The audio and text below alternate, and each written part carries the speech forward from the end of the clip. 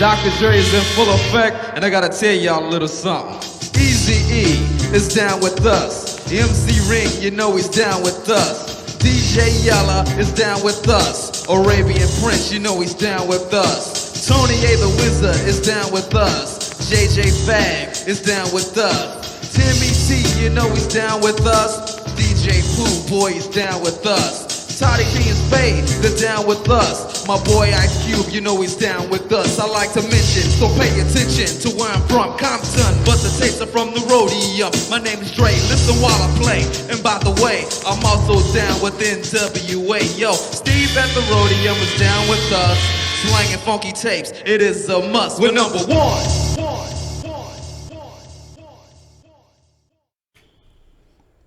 Yo, welcome everybody back to another episode of Rhodium Radio. Before we get into my guest, I want to cover some news about the Rhodium Mixtape DOCUMIXERY. We have been receiving overwhelming response. It's been out for 1 week. And the reason why I'm announcing it is because for those that may not know that it's out, people have been hitting me up just this week alone. When is it coming out? And I'm just letting you know that it's been out since Monday. So since Monday, it has been out. When I talk about not this Monday, the past Monday. So it's been about a week, maybe a week and 2-3 days. So for those of you that have not yet seen it, like I promised you before, you will not be disappointed. You can go to DOCUMIXERY.com, and that's where you can live stream it. Somebody said, well, if I'm going to pay for it, why can't I just have it? Well, you know, you can't have or download anything on Netflix or on Amazon. Everything is streaming today. When we were filming this, I asked people, would you prefer DVDs or would you prefer streaming? They said streaming. Many people don't even have DVD players. But for those few that do want DVDs, I encourage you to watch this first, because it won't be till like February or March that we actually do have DVDs. The reason why we didn't come out with them at first was because all it takes for one person to bootleg the DVD, and it'll be all over YouTube, you know. And I'm not going to give away 2 years of my work because one person wanted to bootleg it, so I ain't going to do that. But once again, you will not be disappointed. One guy actually told me, what if I don't like it? And I told him, I'll give you your money back. He wrote me and told me, I loved it. I watched it twice. 3-hour documentary. You can't beat it. You will not be disappointed. But I'll share a little bit more on this after. But once again, Rhodium Radio, episode 10. Today I have a very, very special guest. He's a good friend of mine. He's been a friend of mine now for about since the early 90s. I've known him when he was with a group that we'll get into. But he is a rapper. He is an actor. He's a comedian. And he does a lot more than, but you know what, don't let me tell you. Hear from him yourself. Once again, without further ado, my good friend, Big Citric. Yeah. Thank you for coming, Big Citric. So, how you doing, man? Good, doggy. How about you? Oh, dude, I'm blessed to be alive, bro. That's right. I always tell people, as long as I'm not dead, jail, or in the hospital, right? It's a blessing, bro. Exactly. So, before we get into the music, the acting, the comedy, where was Citric born and raised at? I was born in East LA, Boyle Heights. You know, for those that don't know, it's right next door to downtown LA. Okay. And yeah, you know, I was born in Boyle Heights, but I was raised in East LA, and then because a lot of familia and friends lived in Boyle Heights, so I was on both sides. So people always go, well, what is it, East LA or Boyle Heights? Because you're a city of East LA. Right. But I always tell people it's East Los Boyle Heights, because either way you look at it, we're on the east side of LA. Right, exactly. You know, but the city is Boyle Heights. So is that where you're originally from? I mean, like for an example, like with my family, they lived in Compton first, but I was only there till like 9 years old, and then I moved to Wilmington. Have you always stayed there? Yeah. In the same area? Yeah. What? Where are your parents from? Are they from here? Are they from Mexico? My mom is from Nayarit, from Mexico, and then my dad's from Zacatecas. Okay. Yeah. You know, I asked that because one time I mentioned where my parents were from. They're from Torreon, Coahuila, and one guy said, that's where my whole family's from. Like, it's crazy because I rarely ever meet people from that little town of Mexico, you know. So what elementary school did you attend in Boyle Heights? I went to Belvedere Elementary. Belvedere, And then from there we went over to junior high, which I guess is middle school now. Middle school now, yeah. So it was Belvedere Junior High. Oh, okay, same thing. I said to all the Belvederes. And what about high school? And in high school, it was a trip because high school, I really didn't go to high school here. I went to high school in Mexico. Oh, okay. But when I came back, I did some semesters in Roosevelt, Garfield, Wilson. Like I kind of bounced around because like really no school would take me because I was, like I was coming from Mexico, but I guess the how do you say it, man? I guess the studies are a little bit different. The levels of grade are a little bit different. Right. So they didn't know whether I was already supposed to be graduating because I was a little bit more advanced. But then at the same time, I was getting out of hand. Like you know what I'm saying? Like I just want, like I wasn't having it. And I was, I just, I wasn't with the authority. So right. So yeah, so we were getting into it all the time. And teachers try to, I call them bullies, but right. But yeah, we were just bouncing around. Now, what made you, or why did you end up going to Mexico for several semesters of high school? What happened there? Because I was getting out of hand over here with the gangs. Oh, okay. Yeah, so it's just that typical story where your parents send you away or wherever, and there's mine's happened to be Mexico. So I went over there for I think it was 2.5 years, almost 3 years. Do you remember still being over there? Yeah. It was, it was crazy because it was like there was more freedom over there. I was doing more dirt over there than I was doing over here. So I was telling my mom, like, what was the difference? I was still messing around over there. Yeah. It's funny because you said you went to Roosevelt Garfield, right? Okay. When I was going to Banning High School, right down the street, me and my friend, we used to see Roosevelt and Garfield like the party schools. So we used to ditch like high school and catch the bus and go hang out by Garfield and Roosevelt. Yeah. We didn't know nobody, but we went there because of the girls, So so it's fun. I didn't know that about you. So did you play any sports in school at all? Nah, man. Nothing? Yeah, nothing. You should have been a fullback, lineman, or something, bro. We used to play football, but in the streets, like in the middle of the street. Where you could clothesline the hell out of somebody. The neighbors hated us because we're always messing everybody's cars up, and so, it's like bouncing around, stuff like that. But what I did take is I remember I took in junior high, in 7th grade, I took clarinet. For real? Yeah, I took clarinet, and then 8th grade, I tried taking a little bit of drums, but it just wasn't my thing. Then I took guitar for a little bit. Wow! So my first song was "Stairway to Heaven," and Twinkle Little Star. Do you at all still play any type of instruments? Nah, nothing. I don't know. Like I wanted to, but then I just with all the messing around and getting caught up, I was just getting caught up doing, just... Okay, now let me ask you a question. Yeah, exactly, my mother's. Okay, now let me ask you a question. Did you graduate high school? Nope. Me neither. So, I tried. And I say that shamefully, bro, but I was just into the music and the women. Yeah. I was, bro. I'm not going to lie to you. So, and I wish, I'll be honest with you, this is just my personal conviction, is that I wish I could have, because... my mom had 10 kids, okay? Yeah. And if I'm correct, she only had 2 kids that graduated high school. Oh, wow. Yeah, exactly. So when I didn't, I saw the sadness in her face. So I set out to okay, whatever I do from here on out, going to try to make her proud. Yeah. I mean, every parent wants to be proud of their kids. Exactly. So. Yeah, I always look at it it's just school's not for everybody. Right. Right. I mean, we wanted to be for our kids, but we didn't want to be told. Exactly. So when you were a kid growing up there at your your house, what type of music would maybe your dad would play or your mom would play when you would be at home? I mean, my mom would just play because my dad wasn't really too much in my life. I can remember my dad being in my life maybe the last time I seen him, I was maybe 19, and it was maybe by that time maybe 3 or 4 times in my life. For real? Yeah. Okay. And so the music, but he was crazy because my dad was a charro.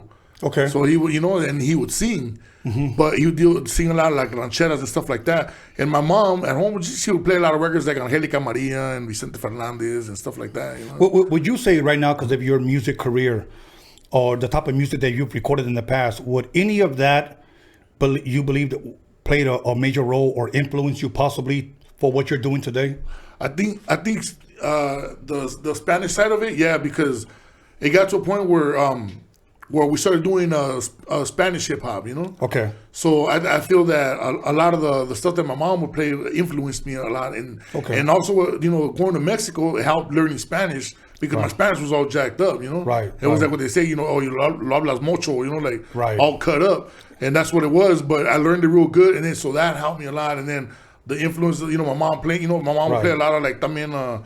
Like Jose Alfredo Jimenez, you know, like old stuff, like banda stuff, you know? Right. You know, it's funny because in my household growing up, we weren't allowed to speak English at home. My father would say, aquí se habla puro español, el inglés se habla fuera. You know, here in my house, my mom would tell me the same thing. Here in our house, we speak Spanish. Outside, you speak English. The bad thing is that I had great Spanish, and my English wasn't so good at school. Now that I'm older, it's reverse. You know, my English is better, and my Spanish is not as sharp as it should be. But, you know, I guess but it's a benefit to be able to speak two different languages, exactly, you know. So now you're out of high school. What did you get into next as far as high school? Did you join the service, get a job, you know, up to no good? Yeah, I mean, it was a little bit of up to no good and working at the same time. Okay. You know? So you always, but I was up to no good still, you know, like I came back to the States and I was, you know, like, it was hard to get a job, you know, but I would get, you know, like those temp jobs with the warehouse and unloading and loading and all that stuff. So I was doing a lot of that, you know, and just, you know, for I want to say, I don't know how many years, but for a couple of years, we just going back and forth, and I didn't get into music till like maybe like 89, like 88, 89. I started kind of doing a little bit of rapping, you know, like just, you know, NWA was popping, so I was kind of trying to mimic what they were doing.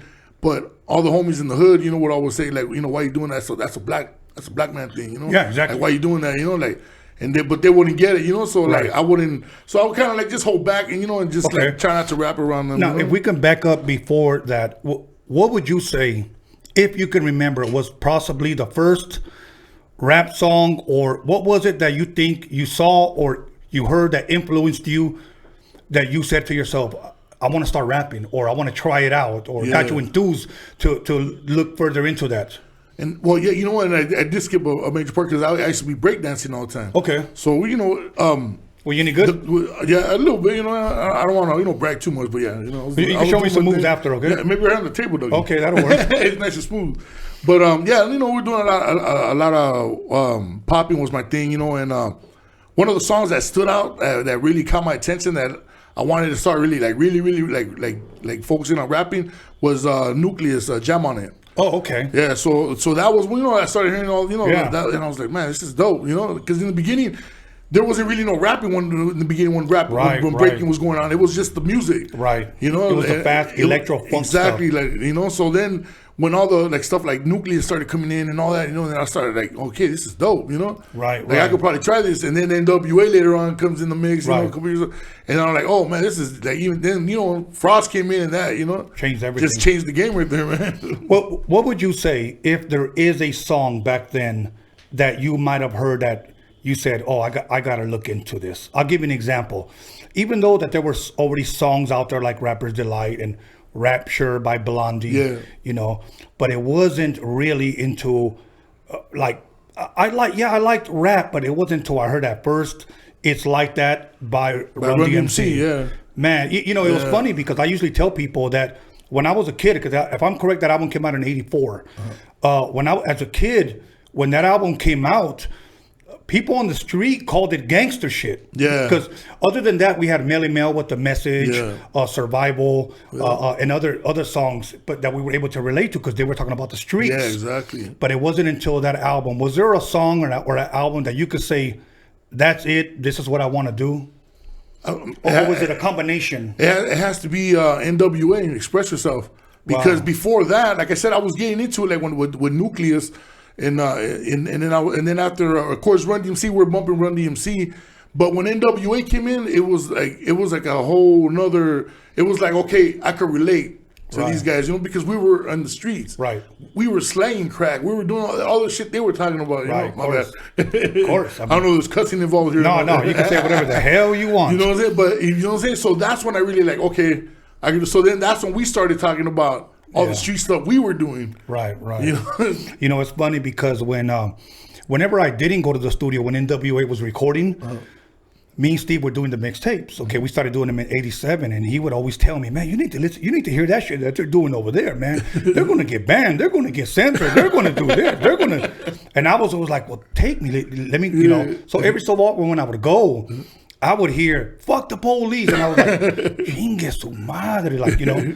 These motherfuckers are really pushing the envelope, you know. But that was dope, bro, because, you know, it opened the doors. It opened the door not only for cursing, but for people to express themselves. Yeah. You know, for me, again, it was Run DMC, and then I would say, because they changed the music, especially when they incorporated rock into their music with a rock box. That changed the game. Yeah, totally. As a matter of fact, they were the first rap group on MTV. Yeah, well, that's after that. Yeah, they went mainstream, and it was all over, man. So NWA comes out, changes everything. Yeah. So you, when around what age would you say you started writing? Like, okay, I'm gonna try this shit. Like when I really started trying to write, maybe I want to say I was already like, cause man, I want to say I was already like maybe like 19, 20. Okay. When I said, okay, I'm gonna try it. And then I would just write a bunch of stuff, just write, you know, and it's like, it was never ending. So I had like pages and pages, and it was just like, until I started hanging around with the homies, like with my boy Shotgun John and Clear and all. And then and my boy John, he started teaching me how to write in bars. Okay. Now, how did you meet him? I met him through, I met my DJ at the time before we created Browntown. He was going to high school, Montebello High School, DJ Clear. And he knew John through the neighborhood, Shotgun. So they knew each other from the neighborhood. And my neighbor where I was living at, he told me, he goes, "Hey man," he goes, "I was already rapping and stuff, like doing like little demos on the on the karaoke machine, you know. I was doing stuff like that." So then he told me, he goes, "Hey man, I know this dude made DJs at my school, and he's dope, man. You should like link up with him and then see what's up, see where it goes."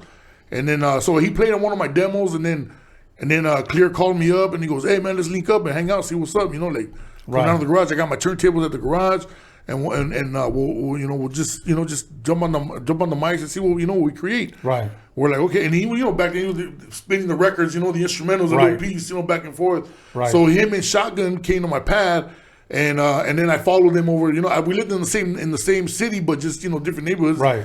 And then they came, so then I followed them back, and then we just started doing. We just started busting freestyles and just like written down stuff and worked there with our notepads and on the mic, and then we had the double deck tape player, so we were dubbing and just to see what it would sound like. That's dope. Yeah, so then from there we just kept adding a couple more members to the group, and now it just grew. At this time, who was doing the production for you guys? We didn't have nobody producing. It was just Clear doing beats with the turntables. Okay, he was just like break beats sort of. Yeah, break beats, and then you get like maybe for an example, Rapper's Delight, and then what's that other group? Chic. The Chic. Good Times. Good Times. They're going. So we back and forth with that, and then you just make a beat out of that. So we get like 3 or 4 guys to rap on there. We'd have no chorus in them, so we just would bust like that. So would you say that was the first group you were a part of? Yeah. Okay, and did you guys name it Browntown immediately? How did that come about? I think it took a couple months because we started hanging out with another homie named Roski, rest in peace, and then Tricky, MC Tricky, and we were a group of guys just doing stuff, but we didn't have no name. Okay. And then I forgot who somebody told us, it goes, I could introduce you to this lady Cheryl, that she was looking for groups to manage, and so she's looking for groups. Whatever, and we're like, "Oh, yeah, cool. So you guys got any demos?" And the only demos we had a couple of demos like that, just busting raps, with no chorus or nothing, whatever. So he showed it to her, and then next thing you know, she came, she met up with us, and she goes, "If you guys want, I could book you guys to do car shows all over LA." Wow. Yeah, so so she was like really connected heavily connected in the car show scene. Now at this time, you guys didn't have like a 4-track or nothing, just a straight cassette deck? It was just a cassette, the double cassette and the turntable. That was it. That's, to me, that is real hip hop, and I'll tell you why. Because when Run DMC started, it wasn't like they had a band. Yeah. They had 2 turntables and a mixer, and that's it. And that's it. And that's what you guys had. Yeah, that's what we had. And that's what you guys, how you started. Yeah. So eventually after that, you guys, how soon after that you guys start doing the car shows? Like maybe I want to say, but from the time we started linking up and doing stuff, like maybe like 8 months, 9 months in. We started doing car shows. And about how many songs did you guys have? We only had like maybe like 4 or 5 songs. Okay. And they weren't even songs. You know, they were just, I mean, like I said, break beats and pieces that Clear was putting together. And then I would just come in and, and we just started making up. I think one of them had a chorus. We started, Shotgun started going, hey, we got to add like a hook. Like a hook. And then I'm like, well, what's a hook? At first. Right. And then he's all like a chorus, we got to add that, and so then he wrote something. But so only one song had a chorus. And then Cheryl, when she heard that, she goes, okay, this one be dope if you guys could perform it. You guys do a car show, you guys perform that song, and we'll see how it goes. And then from there, we'll start working on trying to get you guys in the studio and do a couple more demos and stuff like that. And the first show that we ever did was opening up for Frost. Really? Yeah. Okay. Now let me ask you something, because I get this question from a lot of rappers. And since I'm not a rapper, I was DJ, producer, I directed my first documentary. When you first did your first show and you went up on stage, were you nervous? I almost fell off the stage. Really? Yeah, I was nervous. And that's a lot of things that possibly a lot of rappers don't even mention. Because we had never been on stage. Right. That was our first time on stage. Wow. And right before they introduce you guys, you're probably like, yeah, I'm almost, because the stage was at a park, Montecito Park in El Sereno. The stage was like a big old, like a trailer. It was just like the bed of a trailer. Right. So it was like 2 of them, one like this and one like, so you could walk around and stuff. And then it had speakers in the end. But one of those, I don't know, I almost lost my balance. So I almost went out because I was nervous. Wow. So I almost fell off, and I almost drug Shotgun with me too because I was trying to hang on to him. Wow. So how many songs did you guys perform that night? Do you remember? We did like I think we did like 3 songs.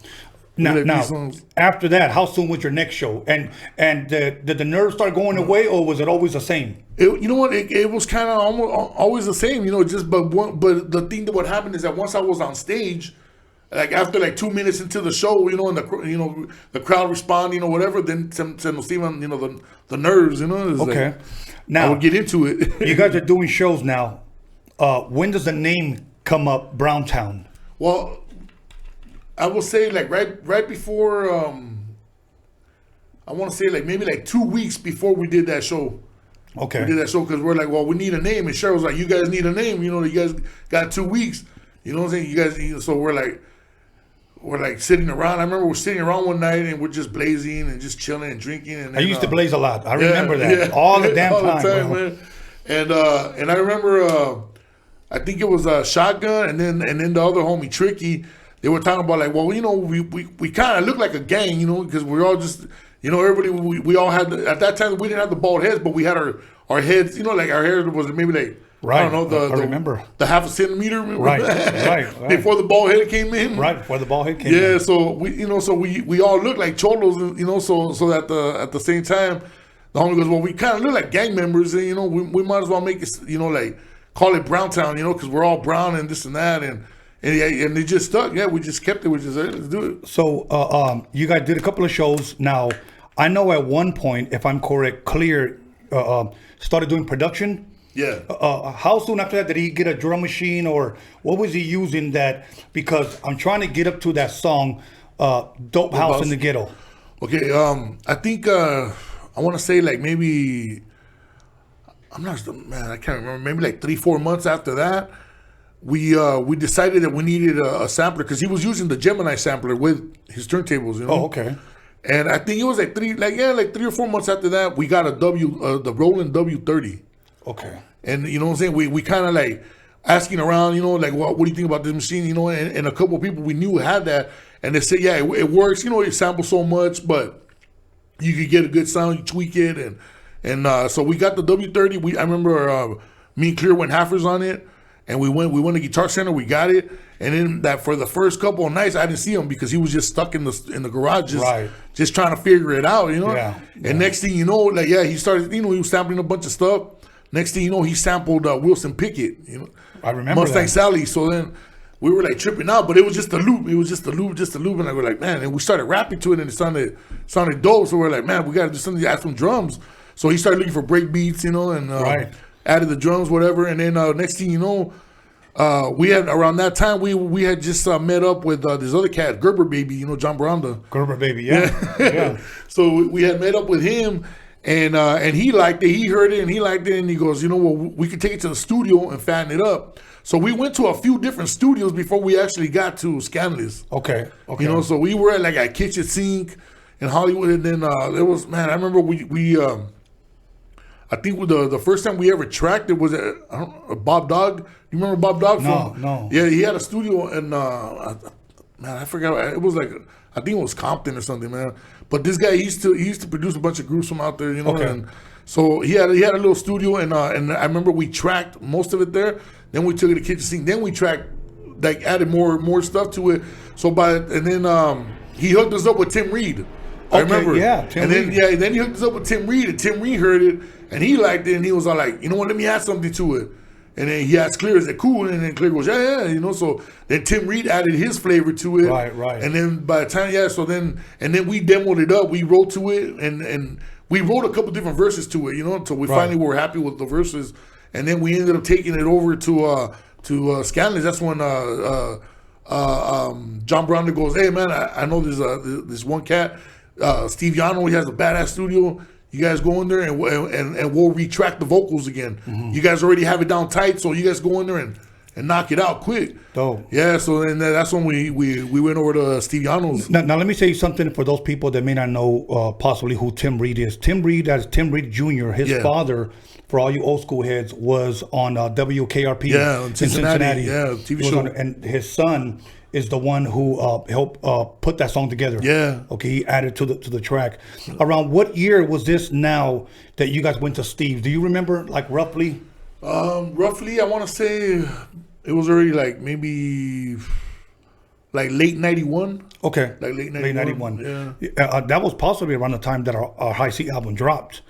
Because ours dropped in December of 1991. Yeah, I remember that. Quicks, Second to None, AMGs, and ours all dropped the same year. That's when you guys had that whole clique. We're just popping, man. I remember that. I'll tell you what, and I'm going to say something. For those of you that want to listen to this song, it's available actually on YouTube.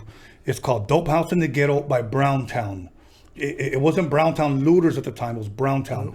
Look it up, Dope House in the Ghetto. It's a dope-ass song.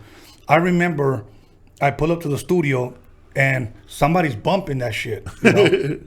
I don't know if it was Juice or remember Brian, the white engineer? Brian, I remember Brian. Brian B. Sly Foxworthy, for those of you that may know who he is. I think it was him because he was mixing. Okay. Yeah.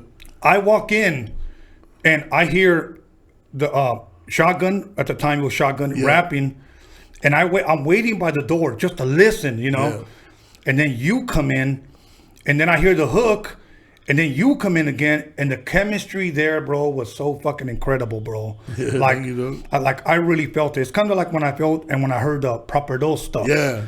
You know, the chemistry was fucking there, bro. And I remember telling Clear, and I'll still tell him today that production and how he put it together, shit was fucking dope, man. Yeah, no, it was funky, man. It was funky. So you now, did you guys end up releasing it through Steve or releasing it on your own?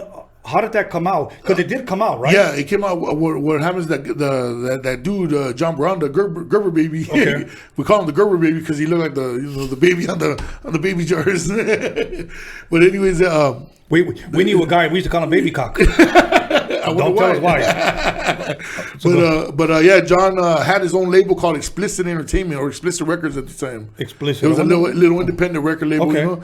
So he pretty much, I guess, between him and my boy Skinny, which goes by Malo or Skindo, he has a couple different names. Okay. But that's my homie from the neighborhood. So between him and them two guys, they financed it. Well, Skinny put up the money, and of course, Gerber was, using all his connects to get everything done. And then at the time, he was working at Rainbow Records, where they manufactured all the product. Wow. So that helped us a lot because there was no money that was needed for the manufacturing because he kind of just put the order in there on his own, and then when money would come in after the sales, he replaced that. Now, what was on side B? Was there anything on side B, or was it just instrumental? It was just the one song, but it was just I think it was the street version, the edit version, and then they had one called the Dusted Mix. Okay. Where, I don't know, it was just like, basically it was just sounded all distorted. They call it the Dusted Mix. Hey, you know what? It worked, bro. Yeah. We're going to take a little short break, and we're going to come back, and we're going to talk about Overdose. Yeah. Because I fucking love that song. I love that. I really did. We're going to talk about that. We're going to talk about your you acting, how did you got into acting? Yeah. And then we're going to talk about what you're doing, your comedy, etc. Yeah. Okay, we're about to go into a little break, but before we do, a lot of people don't know that my brother right here was actually on a George Lopez show for 2 seasons, if I'm correct, 2 seasons. We're going to get into that and how he met George Lopez, how he got on that show, and the comedy that he's doing now. So this guy is very, very talented. Look up Dope House in the Ghetto, and then look up also a song called Overdose by Browntown.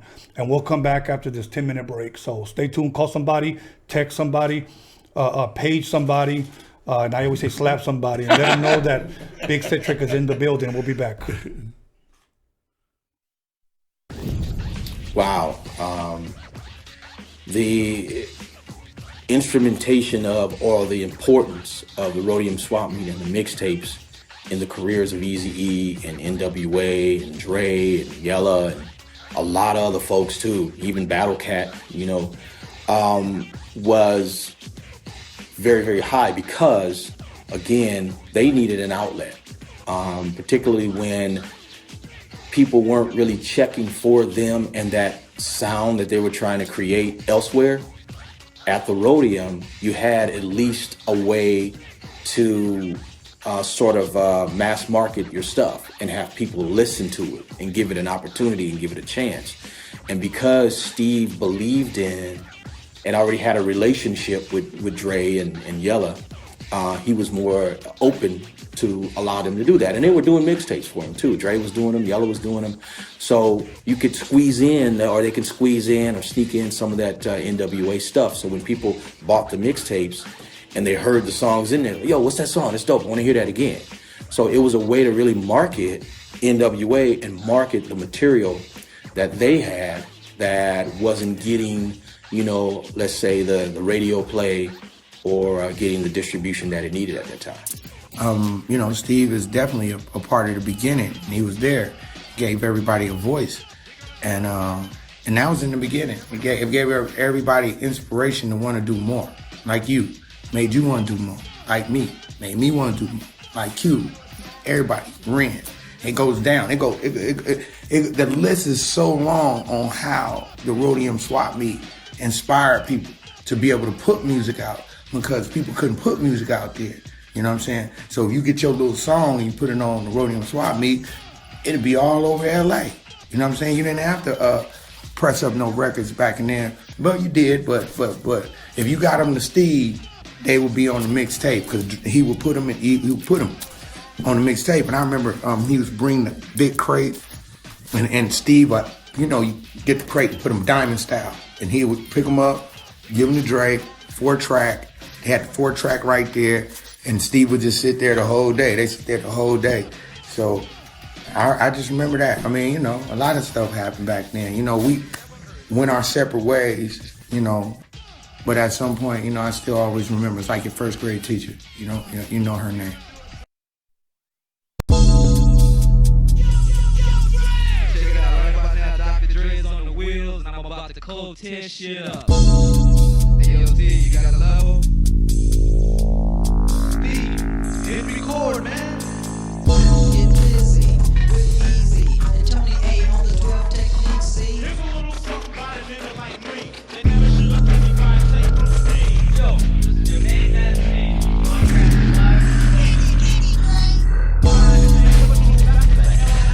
You don't like Tony A. I'm rocking shit at the Rhodium.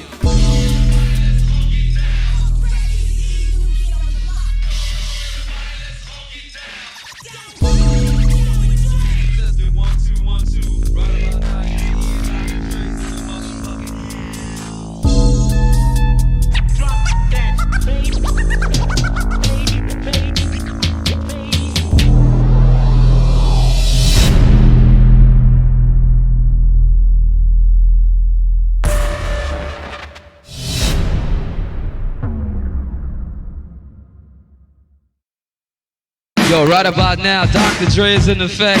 Cold tearing shit up with my man Steve at the Roadium Swapmeet. And we here to lay it on the line. To all them sucker niggas out there claiming our tapes and shit, we just got one thing to say. Never get you bored, your ass is mine. Never get you bored, your ass is mine. Never get you bored, your ass is mine. Yeah! Now my name is Dr. Dre. Now my name is Dr. Dre. Now my name is Dr. Dre. Now my name is Dr. Dre.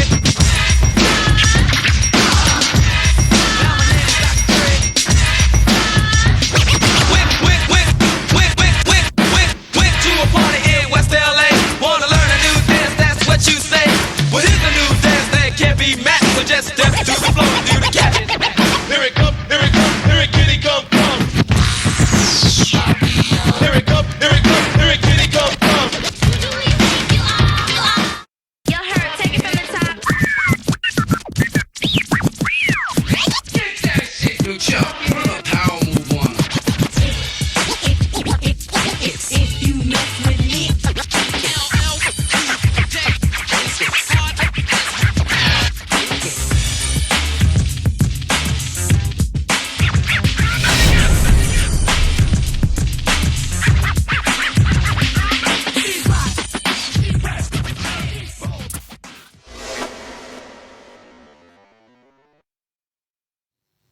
Lonzo, you ready? Yeah, I'm ready. You ready? Yeah, I'm ready. You sure? Motherfucker, I'm ready. Goddamn.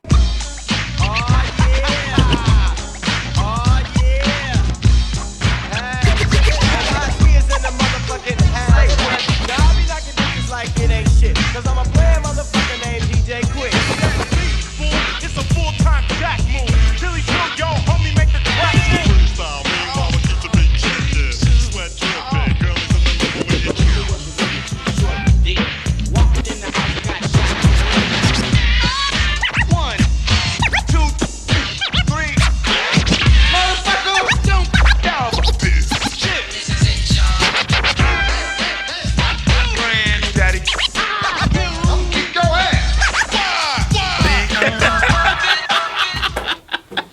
Cut. We're good? Getting hard as fuck, I make you ask what was it. I got a break. Here comes the horn. Getting hard as fuck, I make you ask what was it. Getting hard as fuck, I make you ask what was it. Too much posse.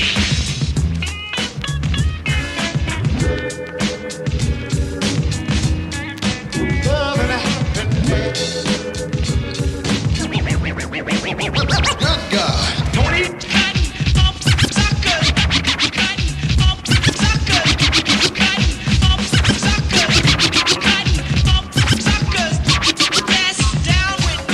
Pump up the volume, pump up the volume. pole getting bigger, and I don't like figure. Play me if you want and make like a trigger. Squeeze off your best. You can huff and fuck, but it's kitty stuff. Because your best ain't good enough. Stand at attention, your body in line. This ain't your average rhyme. If it is, it ain't mine. Duck, Haskins, I'ma show them all. I'm not a joker, but I laugh, cause y'all can't brawl. How you like me now? I'm getting busier. I'm double platinum. I'm watching you get dizzier. Slick Rick. Get you, Dre. Just do 1 2 1 2. Right about now, Easy E and Dr. Dre's in the motherfucking house. Times are getting crazy, it's really hard to choose it. The Rhodium's a spot to get funky, fresh music. Easy motherfucking E and my homeboy Dr. Dre. MC Ren is in effect, and you know we don't play. The Rhodium is hitting, but you know you can't leave until you get a deaf ass tape from Steve. Oh Steve, oh Steve, oh Steve, just give me just one more tape. Oh Steve, oh Steve, oh Steve, just give me just one more tape. Oh Steve, oh Steve, oh Steve, just give me just one more tape. Oh Steve, oh Steve, oh Steve, just give me just one more tape. Yeah, man, I came all the way down to the Roadium Swapmeet, man, to pick up one of them NWA tapes, man. And I talked to homeboy Steve down there, man, and he said I'm fresh out of tapes, man. How the fuck you fresh out of tapes, man? He said cause they selling like hotcakes and shit, man. That's my man going down. Hey, mom, what's for dinner? Yo, welcome back, everybody. Thank you for hanging in there. Without further ado, once again, my brother from another mother, Big Citric. We're gonna jump right into it because time is crucial. Big Citric. Before we went to break, we were talking about Dope House in the Ghetto comes out. How well did that 12-inch do for you guys? I mean, I know it was not on a major label, but it was on an independent label, if I'm correct. How did that do for you guys? What was the feedback that you guys were getting from your first 12-inch? It was, man, it was better than I expected. I'll tell you that much, right? Because it was a trip. Like at first, you go, you know, back then it was like the Warehouse and Music Plus and stuff like that. And I remember there was I think it was a Warehouse store, music store, right on the corner of Montebello and Whittier. And I remember we used to go in there. That's where we used to go in there and buy our CDs or cassettes or whatever, you know. And I remember I go in there and I see for the first time, I see it on the shelves. There was maybe like 5 tapes. And I was just like, oh, that's dope. So that's a good feeling now. Yeah, that's a good feeling to see it in the store, because that's one thing I never thought I would get to see anything in the store like that. Right, you know? right. So it was cool. So they had like 5 tapes there, little singles. And then I remember we started doing shows, and we started just like just going everywhere at that time. I don't know. I think at that time I don't know if you were touring with High C at the time. But I remember we did some shows, but you weren't there. But High C was there, right, with Proper Dose and Frost and Spanish Fly. That was up north. Up north, yeah. So we were doing a lot of that stuff, and I think after we did that, like that was helping a lot of the sales, and we got a little bit of college radio play here and there. And next thing you know, I go back in the store every week. I would go just to check on see how I was doing, and then next time we had a whole row. Next thing you know, we had another 2 rows. Right. And then I remember within 2 months we had like a mean old section just for us. All you see is the yellow cassette tape. As soon as you walk in, you're going to where all the cassette singles were at. You couldn't miss it. Right. You know, because it was on the cover was a cholo with a beanie on, weed hanging out of his pocket, a 40 ounce, of course, and a gun in there. You know, but we would catch a lot of heat from the stores. They wouldn't want to put our posters up because we had posters with that image. And they're like, no, you guys are promoting too much violence. And like, well, NWA is doing the same. Oh yeah, but that's NWA. Well, I guess. Yeah. Okay. So how soon after that, or how long after that, where you guys started working on Overdose? Was that your second single? I think, you know what? It was supposed to be the second single, but it never got released. Oh wow. Yeah, it never got released. I think they just leaked it in the underground. It was getting around. But we were performing that song, so people were asking for it, and it was one of our songs that people would get into because of the hook. You know, it was just a crazy ass. Well, you know, you guys can YouTube that song as well. It's called Overdose. Overdose. Man, I remember when it was almost the same way. I was walking to the studio and I heard overdose, and I was like, but what caught me was the sample that you guys used, bro, from the Doors. The Doors, I think it was Soul Kitchen. Yeah, because at that time, nobody was sampling that. Nobody, exactly. And Wilson Pickett, the Doors, 2 different style of music, but the shit was working, bro. It's just, we were just trying to do music that was like jump type of music, you know, like House of Pain and Cypress. You know, those were our influences at the time, you know. So we were just trying to do some music that we could just go to a show and just rock it, just with no, even if they don't know who we are, we're just gonna go in there, we're just gonna tear it up. And every time we went in there, we did that song, we would kill it. We would just we were doing shows for 3-4 songs, and then we would just kill it and it just bounced. Now let me ask you guys. A lot of people don't like to admit it, but I'm gonna ask you: at this time, were these shows promotion? Were you guys getting paid, or were you guys just promoting their songs? We're just promoting. You know, today you got people. You know, and it has nothing to do with hate, but it has to do with. Let's keep it real here. People that we've never heard of. Me and my boy Greedy Greg were talking about this. Yeah. I had him on here a couple of weeks ago. And he said, there's a guy right now, and I won't mention his name, doesn't have one radio song. Nobody in LA knows who he is, but he's making $50,000 a show. That's crazy. $50,000 a show. Doesn't he have a record? He's just one of these SoundCloud, Spotify, YouTube rappers that became an internet sensation. $50,000. And here you guys are. You know, people don't know what a promotional tour was. You didn't get paid. Yeah, we weren't getting paid. I mean, but you did it because you had to get the song out there. Exactly. Today, you got guys that I'll just load it up on YouTube. Ya estuvo. Yeah, that's why I trip about like technology. Just like the way it is now, it just took over the whole game. I mean, it worked good for the independent artists, but it killed the game in a lot of ways. It did, and I don't hate on technology because we wouldn't be able to be doing this if it wasn't for technology. But sometimes it just makes you like, wow. But you just got to kind of find the way to just kind of work with it and work the technology in your favor. Right. Now, you guys are Browntown for about how long before it switched over to Browntown Looters?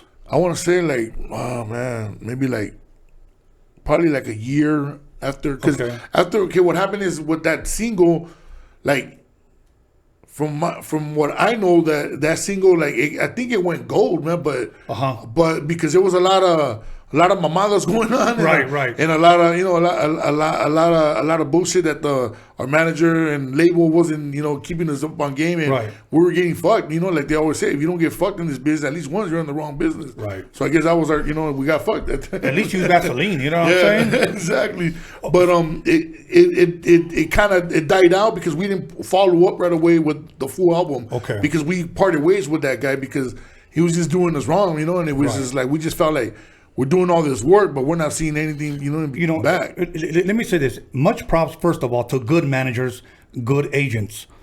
But there's also a lot of managers and a lot of agents that fuck their artists, bro. Yeah. They do. It's almost like they're vultures. Like, I can make money off of the guy. Exactly. Instead of taking care of them. Because, if you will, that could be the goose that lays the golden eggs where we can make money. Yeah. We can all get fat, But they don't. Yeah.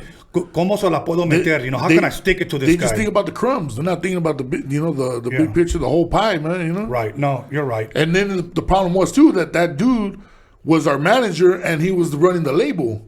Yeah. And that's a no-no. Right. But we didn't know the business. We were, I know. Hungry kids. Fresh, we were hungry, man. We just wanted to, get out there and get our name known. So you guys move on from that group. Now you're Browntown Looters. Mm-hmm. What members were a part of the Browntown Looters? Well, after that, right after that, Shotgun left the group. He was really like disappointed. He took it the hardest because he thought this was our big break. But I tried telling him like, nah, man, like we just can't stop now. I mean, this is just one single, right? And look what we did with one single. What happens if we keep going and we put out our own stuff independent? You know, because by that time we started figuring out the game a little bit. So then we just started like, well, we saw the way that went. Why don't we do the same thing, but now put out a full blown album? Right. Get some money together and hit the studio and put out a full blown album. And he was like, no, that's it, I'm done.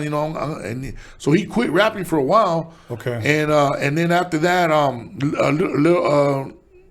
around that same time, I want to say, I met this other homie named Cash. Goes by the name of Cash Flow.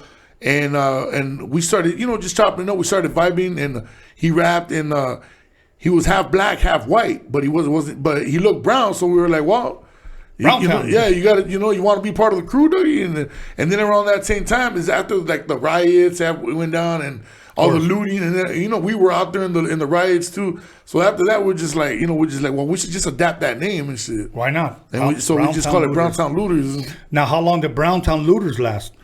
I mean, shoot, man, it lasted a while because I want to say when we started as Browntown Looters, it was like maybe like late '93, early '94. Okay. And then we just kept doing stuff. We somehow ended up in Japan like in '98. Wow. Yeah. So after that, from Boyle Heights to Japan. Yeah. Japan. So in between that, we put out a couple of albums. We did. I remember we did. The first album we did as Browntown Looters was called Concrete Funk. And that was like a straight underground, we got one of the homies to drop some money to manufacture. And I remember the whole engineering, I got the studio time for free because at that time I was going to school for audio engineering. Okay. So I talked to the teacher. He was an old white hippie dude, really cool dude, man. And he would never let nobody smoke in the studio, but for some reason he would let us smoke. So we were blazing in there, hanging out. And I told him, I go, hey, man, this is a situation, man. We're trying to do this album. I was going, and this and that with my boys. We got a group, Browntown Looters, and he already knew who we were. As Browntown, he was familiar with Dope House in the Ghetto.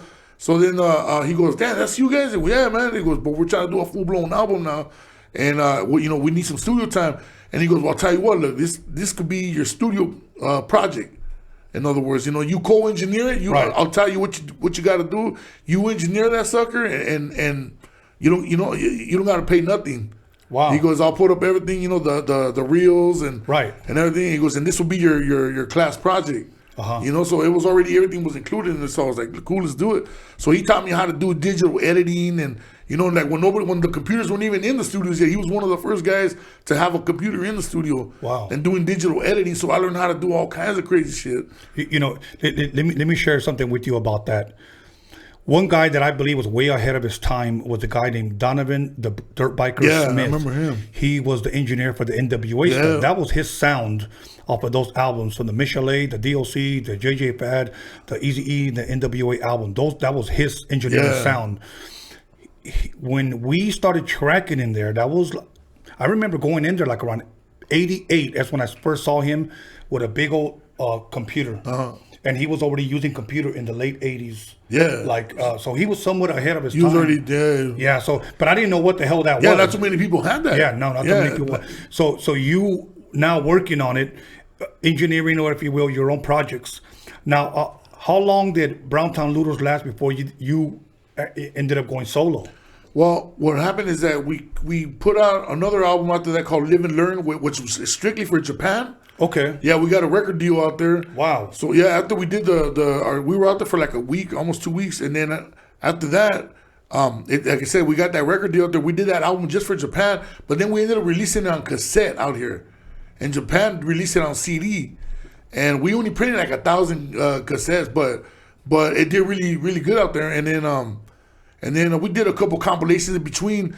So by the time I want to say, and then for a while I quit the music industry around 98, 97, like late 97, 98. After we got back from Japan, right? I still did. I did a couple more songs, and after that I just wasn't feeling it, and I needed to make money too. We made money out there in Japan, but it wasn't. You know, we had to split it up between like 3 heads. You know, right. So so I kind of I started doing security, and that's when I did security for Master P. I was working for No Limit for a while. Okay. And that's around the time Snoop Dogg was signed to the label, you know. And so I was doing security for them for like a year. And then after that, I remember I was on stage one night, and I remember I would always be on stage. And I remember Snoop Dogg and Exhibit would always close out the show. And I was up there one day, and I was like, man, I remember at one time I was doing what these guys are doing. Right. And now I'm only doing security. I go, I got to get back into this shit. That's right. So then I just, I after the tour was over, I didn't want to do security anymore, and I went back in the studio, and we started. I got with Clear, and like, hey, let's work on some stuff, and then we started working on a Spanglish album. I remember that. Yeah, and it was a double CD. Okay. And that's when I had met the homie Brown Weddle, rest in peace. Yes. Around 2001, and so we started working on that album, and next thing you know, we're out on the road again, man, doing stuff. You know, wow. So yeah. Wow. Okay, so you released your album. What was that album called, and what were you calling yourself at that time? It was just self-titled. Okay, self-titled. Big Citric, or and I was calling it was Big Citric. You know, it was Citric, but everybody would call me Big Citric. You know. Okay, now from that album, where did Pueblo Cafe now come into play? Pueblo Cafe came into play like around, I want to say around 2004, like 2004, because 2003 we were recording the album. Okay. We got an opportunity to do some Spanish hip hop. Yeah. That's when the whole Acquid and Quick Estilo and all these guys were doing the thing. David Rolas, and so we like I already knew all these cats. Right. So you know what I'm saying, they hooked me up with this one dude that was managing Acquid at the time. Okay. Yeah, and his name was Eric, and he didn't really even know what he was doing. Right. But he knew there was money to be made there, and he had a good because he had a good mouthpiece on him because he sold insurance for a living. Okay. So he had a good mouthpiece on him. So he had the gift of gab. Yeah. So what happened is that I don't know how he ended up managing Acquid, but he ended up managing those guys, got him a deal, because he was, like I said, he had a good mouthpiece. And then he did the same thing for us. One day he just heard one of the stuff. We were working on this one song called Chavo del Trece. Yeah, and we took the sample from Chespirito, Chavo del Ocho. And I remember he heard that and he was like, oh, what, man? He was tripping out that we flipped it. You know what I'm saying? So he right away goes, I could get you guys a record deal. I could get you guys a deal for sure. By the way, that first Act Quit album was the shit. Yeah, that album set it off, man. Yes. And I remember, I think it was around those years that you came over here and we chopped it up, and I was like, man, I'm so proud of you, bro, that you kept pushing and you kept hustling, because it was all in Spanish, if I'm correct. Yeah, that one was all Spanish. And now, where did that album take you? Did you guys ever do any shows in Mexico or anything like that, or? We did a few shows in Mexico, but we had already been to Mexico. Like, but Dope House and the Ghetto took us to Mexico. Wow. Yeah, so we were out there doing that, but obviously with the Pueblo Café album, we did that, and then of course we did all the Spanish circuit TV, like Despierta America, Sábado Gigante. You know, Sábado Gigante was like the, like the Saturday, the Saturday Night Live of Mexico, or Latin America. Yeah. So that right there, when we did that, that took us to a whole nother level, because after that we were just getting booked left and right. So we were doing shows like all over the place, man, and they were just like, they were rocking shows, man. We were just there. Okay, now Pueblo Café's album's out, begins to, if you will, die down. I had heard, now correct me if I'm wrong, that you ended up doing voices for either a cartoon character, a movie, I forgot what it was. I think it was Shotgun who had told me. He said, yeah, he's doing voiceovers now, or something dabbling within the film industry or the TV industry. What was crazy is that around that same time is the when I was doing we were doing the Pueblo Café album, we were getting ready to release it. That's when I got called for an audition for this movie Idiocracy by Mike Judge. Okay, so that's when I started getting into acting. Now how did they find out about you? Did you have a manager, agent, or something? No, I had none of that. Like, I mean, just my manager for music. But what happened is that they were looking for characters for this movie that was being directed and written by Mike Judge, the creator of Beavis and Butthead and King of the Hill. And what happened is that they saw my mug on the website. I don't remember, brownpride.com. Right. Shout out to the homie Sal Rojas. They got in contact with him and they go, hey, how can we get a hold of this dude here? Right. We want to audition him for a Mike Judge movie. Now, were you making that face yet? Nah, well, I would always do that face, but the picture they saw, it was just a regular picture, like me from Browntown, chilling, like a Browntown Luda pig, just chilling with the homies up there, and that was it. And then so they went off of that, but I guess they were looking for like a big Mexican looking dude, right, for this role, right. So they get in contact with Sal Rojas, and then he hit me up, and he goes, hey man, these people hit me up, they're trying to audition you for a movie. And I was just like, whatever about it, I wasn't really tripping. And then he goes, just holler at them, man, you never know what could come out of it. I said, all right. So I called them up, I talked to them, and then they go, can we send you the script for the movie, and then can we send you your sites? And I'm like, yeah, send me all that stuff. And cool, and dude, I had never did an audition in my life. I had the only experience doing background was when we did Little Ghetto Boy with Dr. Dre and Snoop Dogg. Right. We were in the prison scene and a couple scenes in there. And then the next one was I did a background work on a movie with Damien Chapa and Tiny Lester. Okay. It's called El Padrino. That's the first time I met Emilio Rivera. Okay. And so that was the only experience I had. I had never did no other. I mean, as far as play, maybe in high school. I mean, in junior high, but that was it. And then so I don't know what the procedure for auditions and all that. And they told me, don't worry about it. We're gonna walk you through it. Just memorize these lines right here and come through. And I was like, all right, cool. So a couple weeks go by, I go down there, I did it. They're filming. They got the casting directors there. They're filming. They call me back like a day later. They go, hey, Mike Judge saw your video and he was rolling. And he's coming in. He was living in Texas at the time. He's coming in and he wants to have a sit down with you and have a reading with you. Now let me ask you this: when you did that reading, was it a long reading, short reading, or? It was kind of like in between, man. Like I remember I was in there for like a good 15, 20 minutes. Man. Now let me ask you this: was it? Were you nervous? Yeah. Okay. Let me just share with you a quick story about some dude. When we were at Hollywood Records, which is owned by Disney. Yeah. They let us know ahead of time if they needed extras or if we wanted to try out for parts. Like Encino Man, Sister Act. It was Sister Act 2. And I forgot what other movie, but I went to the last movie, and there was a guy there, a Chicano dude, right before me to try out. It's the only one I tried out for, and the guy was so nervous right before me, bro. Yeah. He had what he was supposed to read right in front of him, and I swear to you, he did this, and they said, "Go ahead." He was like, And I'm looking at him like, shit, he's making me nervous. And he was like, okay. Hey, you.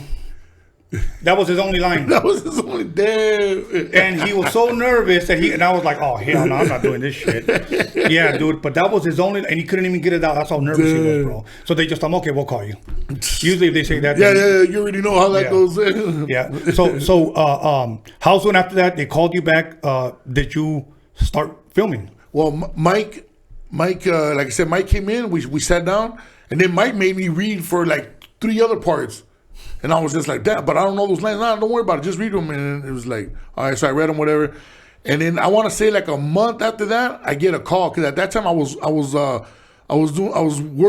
on the Pueblo Cafe album, and then I was also co-hosting a TV show on LA TV called the Hip Hop Show. Now let us know a little bit about that. How did that come about? Because a lot of people that I know you from that show. Yeah, well, basically, when I was, I was talking about my boy Cash Flow earlier. Yes.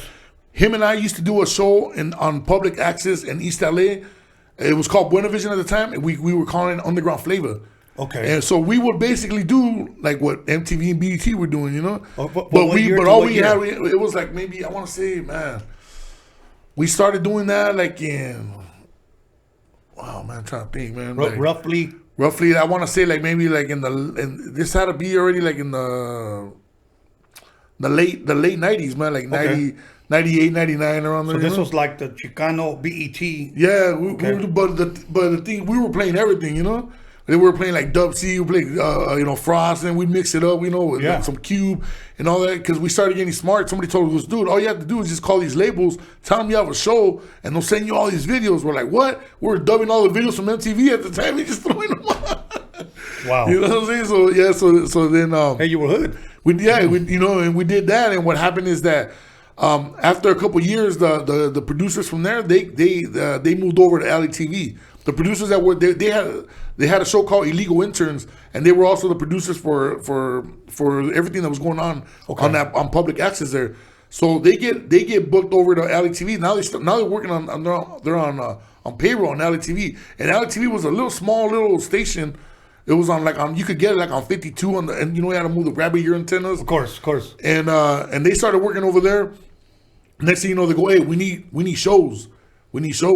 So then that's when one of the guys, Little Wedo, my boy Richard Estrada, he goes, hey, you guys, Cass still doing the show? And we had just stopped doing the show, because it was a lot of work, man. It was a lot of work, and we were going out doing interviews. I remember we had Dub C, we interviewed Dub. And dope. We had Cam, and I remember we were just like interviewing all kinds of. I remember we had Coolio on there, and so that caught the attention. All these guys are doing it. Yeah. So then, but I told him, I go, dude, we haven't done it in months because it's just a lot of work, and I'm just getting caught up with other shit. And then I just had matter of fact, that was around the time my son was born, Eric. Okay. So that was taking a lot of time too. I was spending a lot of time with him and doing and just doing the daddy thing, Yeah, of course you have to juggle that time. Yeah, so bro. it was just hard, man. So it's just like, so then after that, they would just say, hey, you know what? We're hooked up over here at LA TV. They're looking for content. Would you guys be interested in taking your show over there? But we might have to call it something different. And we're like, hey, whatever, right. Let's just set up a meeting, see what happens. So they set up a meeting. They took us over to LA TV. And I remember we talked to the program director at the time, and it was like some cool ass white dude, man. He's just like, hey man, I seen some of your stuff. He goes, yeah, obviously the quality was messed up because we were doing VCR to VCR dubbing. Oh, wow. You know what I'm saying? So, and then a little video camera. But he goes, but I dig what you guys are doing, man. He goes, let us produce it, and all you guys got to do is just host it. Okay. He goes, and we'll do everything else. So they put us on a payroll. And it wasn't a lot of money, I remember, but at that time it was like, shit, to be doing this and getting a little bit of money, right? Like, let's do it, And then all we were doing is like once a week show. So sometimes we would knock out like in one day we'd knock out like 4 or 5 shows. So we were good for the rest of the month, and I would still get my paycheck for them, Oh. And then so that's how that ended up, and they ran for like 5 years. Wow. For like 5 years, yeah. And to this day, you know what's crazy? I still get stopped. People recognize me and go, hey, you need to bring that show back, doggy. Yeah, that's dope. Dope, man. Now, back to this Idiocracy, if I'm correct. Yeah. So you're doing this the show where you're hosting this hip hop, pretty much BET type of show. Now they call you onto the set. How long did it take for you to film your parts? Did you know you had a part already? Yeah, well, like going back to the LA TV thing, I remember that day I was getting ready to go to work. I was across the street having lunch, and I get a call, and then it was some lady from the casting from the it was. The name of the casting was called Mary Vernew or something like that. And I don't remember the lady's name. She goes, "Hey, it's so-and-so from Mary Vernew casting. And we're just calling to let you know you got the part." And I'm like, "What part?" You know, like I totally forgot, you know, that because it was already like a month and a half had went by. Right. You know, and then she goes, "The part, the one you auditioned for Mike Judge." "Oh, yeah, what's up?" She goes, "Okay, this is what's going to happen. I didn't have no agent, no man at that time as far as manager for acting and all that. So she just started telling me, okay, we're going to pay you this much. You're going to fly out this day. We're going to send you all your information. We need an email address. And everything's going, like, everything's just happening. I'm, like, tripping out. I'm like, right. I wasn't even comprehending. I'm like, okay, cool, yeah. I gave them my email address, and that was it, you know? And then I just let it go, like, whatever. I get the email. I didn't check it till, like, I think the next day I checked it. And then they started giving me all my info. So I had to fly out. We filmed in Texas. And I remember I had to fly out there for like a month in Austin, Texas. So they put me out there for a month. But when the day came that I had to fly out, I was nervous too because I was like, man, I don't know if I could do this, man. I've never done it. You know, like what if I let people down? And so this was going to be your first movie. Yeah, and I didn't want to do it, and I was hiding. The day they came to pick me up, I wouldn't open the door. There was a limousine. They sent a limousine to pick me up to take me to LAX, and I didn't want to open the door. And I remember I looked out through the side of the one of the windows, and I looked out, and I remember all I remember seeing this big old black dude, you know, just chilling in the suited up, and he's knocking in, and he's yelling, Anthony, and I'm like, and I'm living in the apartment. All my neighbors are coming out like, what's going on, you know? And I thought it was the FBI, you know? Right. You know, I thought they were coming to pick me up for something.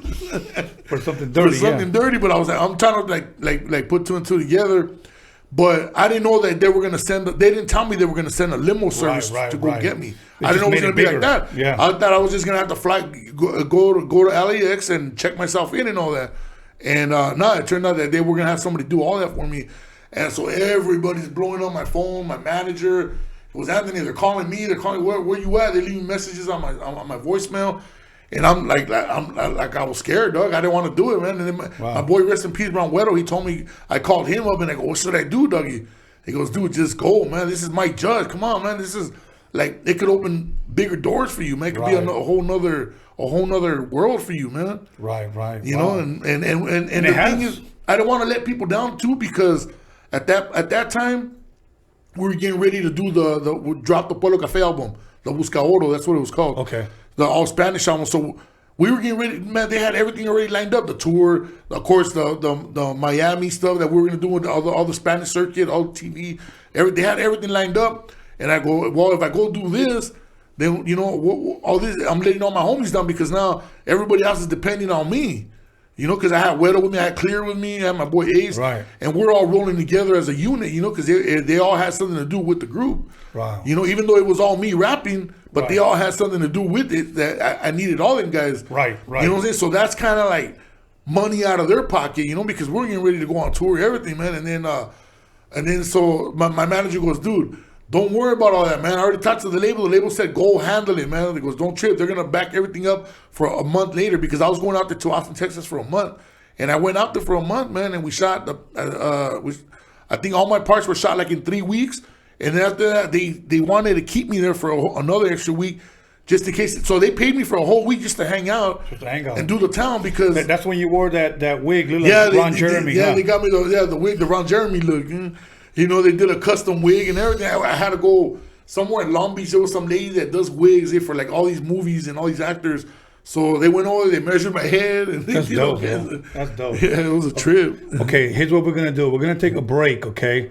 But for those of you that may not have known who Big Citric is, from Boyle Heights to the streets of Japan to hosting his own hip-hop show to the big screen, okay? That's quite a story there. We're going to talk a little bit more about the George Lopez show when we come back. So hang in there, call somebody, text somebody. Like I said, if he's got a beaver, page somebody. But we'll be back with more Big Citric. Don't go nowhere. Yeah, no, yeah. Breakbeat Lou, take one. Well, my name is Luis Flores, aka Breakbeat Lou. I'm the co-creator of the infamous Ultimate Breaks and Beats compilation, which was a tool that's used in the 80s and 90s as a tool for DJs and then a tool for producers, from everybody from Marley Marl, Premier, DJ Quick, Dr. Dre, Dilla, Kanye, everybody that you could think of that did hip hop in the 90s and has that boom bap sound. Most definitely got the kicks and snares from our compilation. And the best way that I can describe hip hop is the essence of the greediness of the hood. And I say we were instrumental for keeping hip hop, because without our compilation, most of the canon break beats and the break beats that became infamous with records would not have been able to be obtained unless we released the records we released. So, God bless Breakbeat Lenny that's no longer with us, and my man Kev Harris for doing the covers. But, UBB is most definitely the Bible for 90s hip hop, for sure. Yo, check this out. This is the SP1200, the very first drum machine that I ever used. Now I want to talk a little bit about sampling.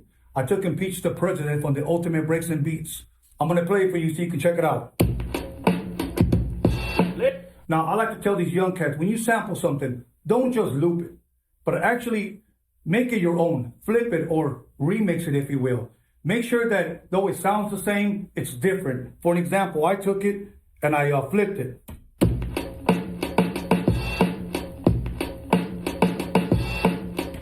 When Kanye West first came out, he introduced the world to his style. And what happened was we had a bunch of Kanye clones. Everybody bit his style. What I like to tell people is this: be inspired, but don't copy. Stay off the next man's nuts. Do your own thing. Be yourself, because everyone else is already taken. Be creative, my friend. Stay up. Tony A. Lessons. When did you first hear of the Rhodium or Steve? Wow. Has to be 2010, 2011. I made my first trip back to LA since the 90s. And I happened to meet some incredible brothers, the Beat Junkies, which technically, if you guys know that the name Beat Junkie was created by myself and Chet Nunez. Do you guys know that? If you look at behind the records, especially one of the later records, it'll say edited by Luis Flores for Beat Junkie Productions. So I'm in J-Rock's house and we going through records and everything, and Rhett Maddox starts telling me the story. He goes, that I got your records from this place called the Roadium. And I'm like, I've never heard of it. He goes, yeah, the Roadium was like a staple for, hip hop here on the West Side. And he said, there's so many famous stories that came out of that particular thing. He said one of them is, Dr. Dre. And I was like, what do you mean? Again, I'm not paying, my mindset was not even thinking about the way Straight Outta Compton was created and everything. He goes, yeah. If you listen to all the stuff, 90% of the NWA first album is Ultimate Breaks and Beats. And he goes, and if it wasn't for the Rhodium, they would have never had these records.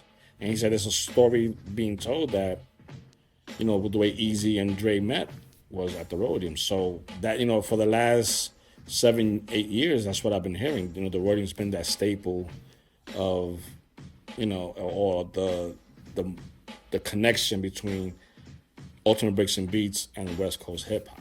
And then I got to meet High C and DJ Quick last year, with my man Bias, and they told me the same story. I mean, Quick came out to me with a box full of SP1200 floppies, and he goes, all of this here was done using your records, which I bought at the Roadium. So again, this constant plays and Steve's name was always constantly popping up, and I'm like, this is something incredible. Excuse me. And then when I saw that you were doing the thing and you featured on one of your promos mine and Lenny's work, I was like, wow. So then I had to be a part of this, because again, it's just a historical aspect of this incredible culture that, again, started as a little thing in New York and has become a worldwide phenomenon. Hey, Tony, drop that. What, please? I bet. My name is the Croft, the C-R-A-W-F-O-R-D, the poet high C. Tony A, the wizard, just as cool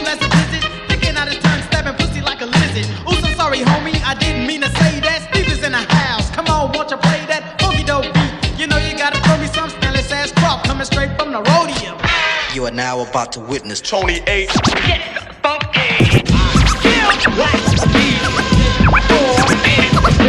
them where you from. You don't like how I'm living? Well, fuck you. Coolin' on a Saturday night in LA. Yo, feeling kinda fancy. Stop what you're doing, cause I'm about to ruin the image and the style that you used to. What the hell are you looking for? Can a young man make money anymore? Wear my jeans and like freaking on the floor? Or is it my job to make sure I'm poor? Disruption, disorder, who nourish, not justify. Those that live at the FBI, look at mama's baby.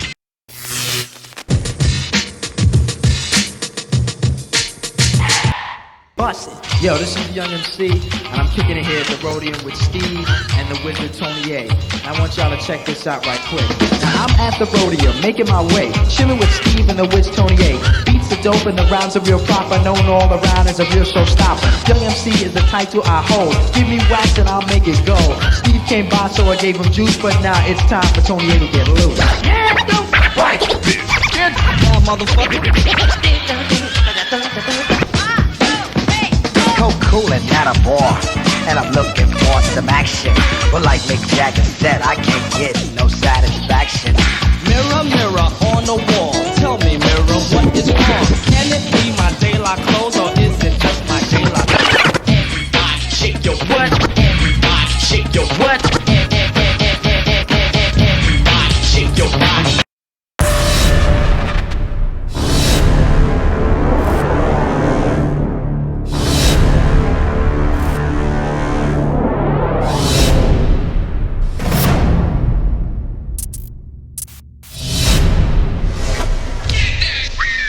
Yo, this is how I see it. Tony A chilling at the Roadium with my homeboy Steve. Be on the lookout for our new 12-inch. The shit is dope.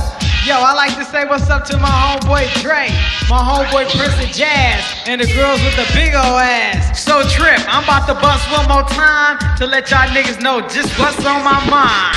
In the morning, police at my door. Fresh Adidas squeak across my bathroom floor. Out my back window, I make my escape. Didn't even get a chance to grab my old school tape. Mad with no music, but happy 'cause free. And the street to a player is the place to be. Got a knot in my pocket weighing at least a gram.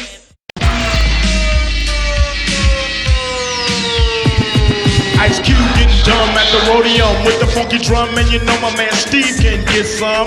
With a fool like Tony A when he plays stupid dope shit by WA. You wanna spray? Dumb motherfuckers, no doubt. And sucker DJ, get the fuck out. Tony A. What did you say your name? What did you say? Tony A. I have won 1 million battles. Lights, cameras, action, sound. Give me that mic, I'm about to go down. Thinking of a master plan.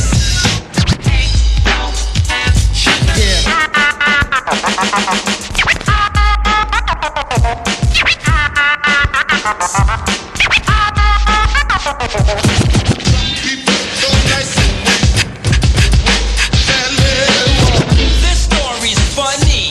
I met this girl and she had money. And we heard about this young kid from the Harbor area named Tony A.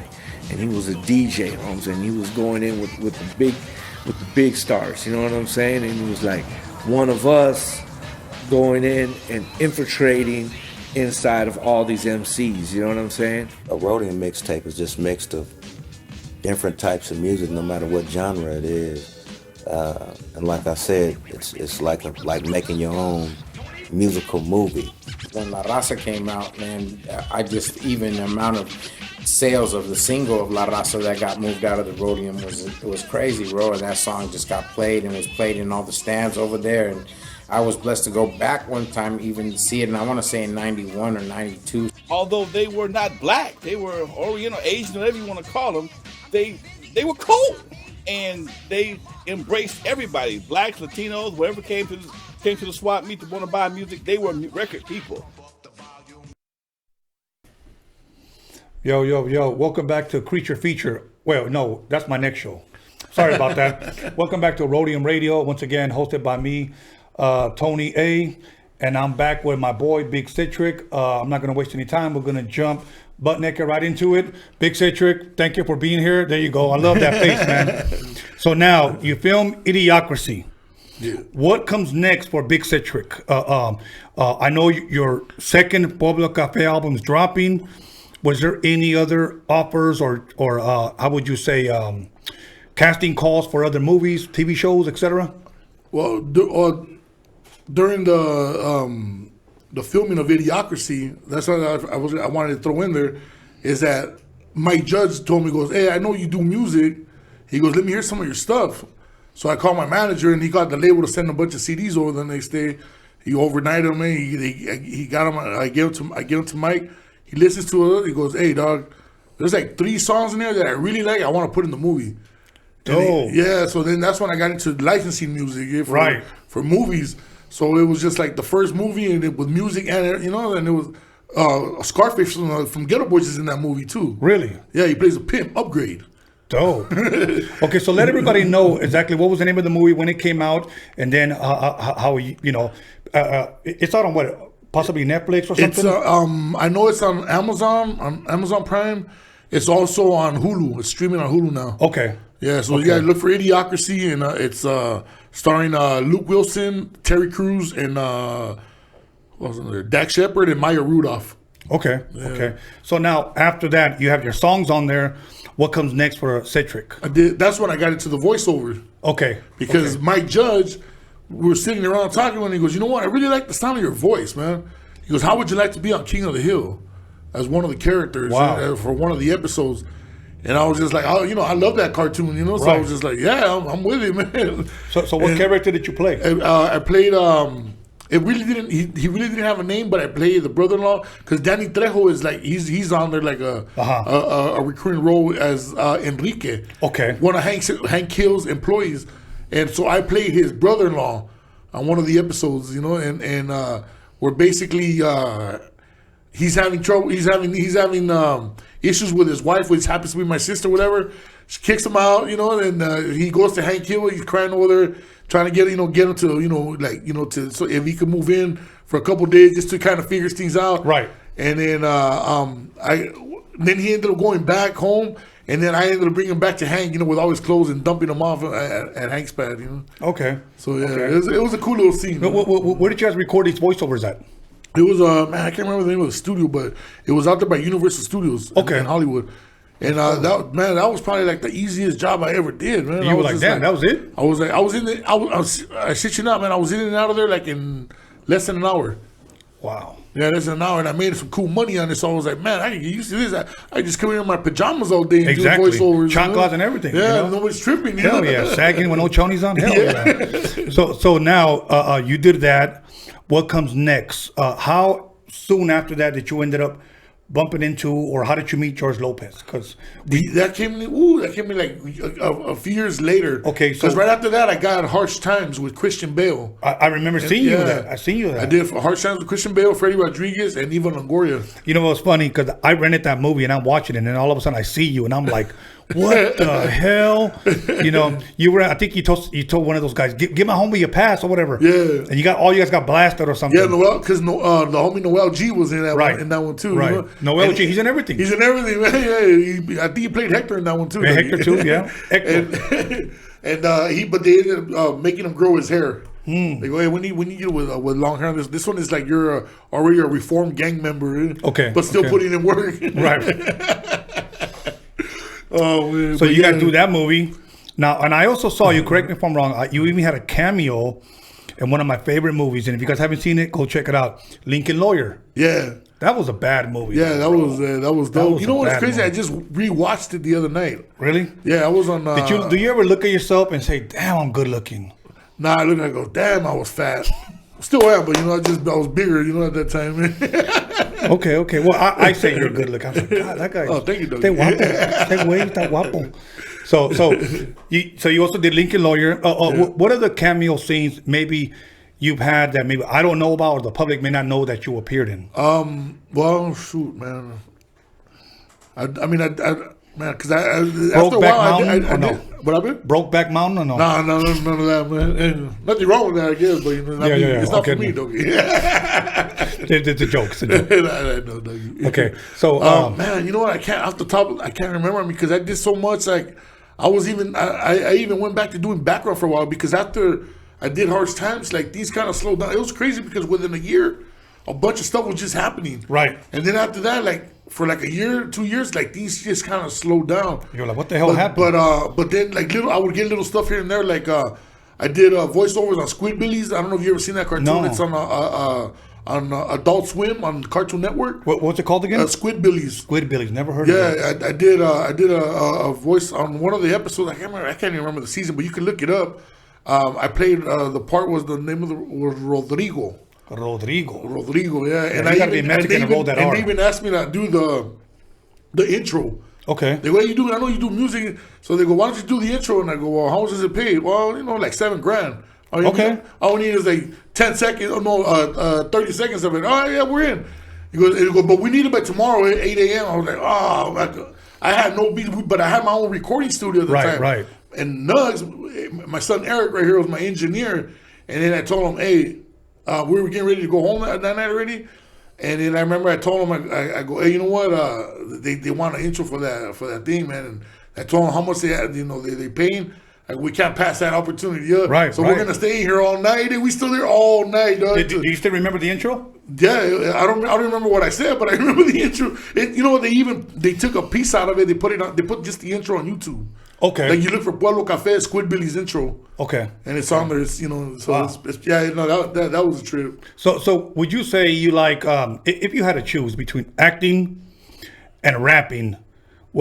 Forget the money aside, but what do you think you like better? If you had to choose one profession over the other, I know movies and music go hand in hand. Yeah. But if you had to choose one or the other, I mean, I would think acting. Man. Yeah. Yeah, because I love music too. But at the end of the day, it's like now, especially nowadays, it's a young man's world. Of course. So it's like I can't really do much with the music, but I do a lot of licensing. Okay. They'll call me for write verses, do stuff. So music, I always do music no matter what, because it's there.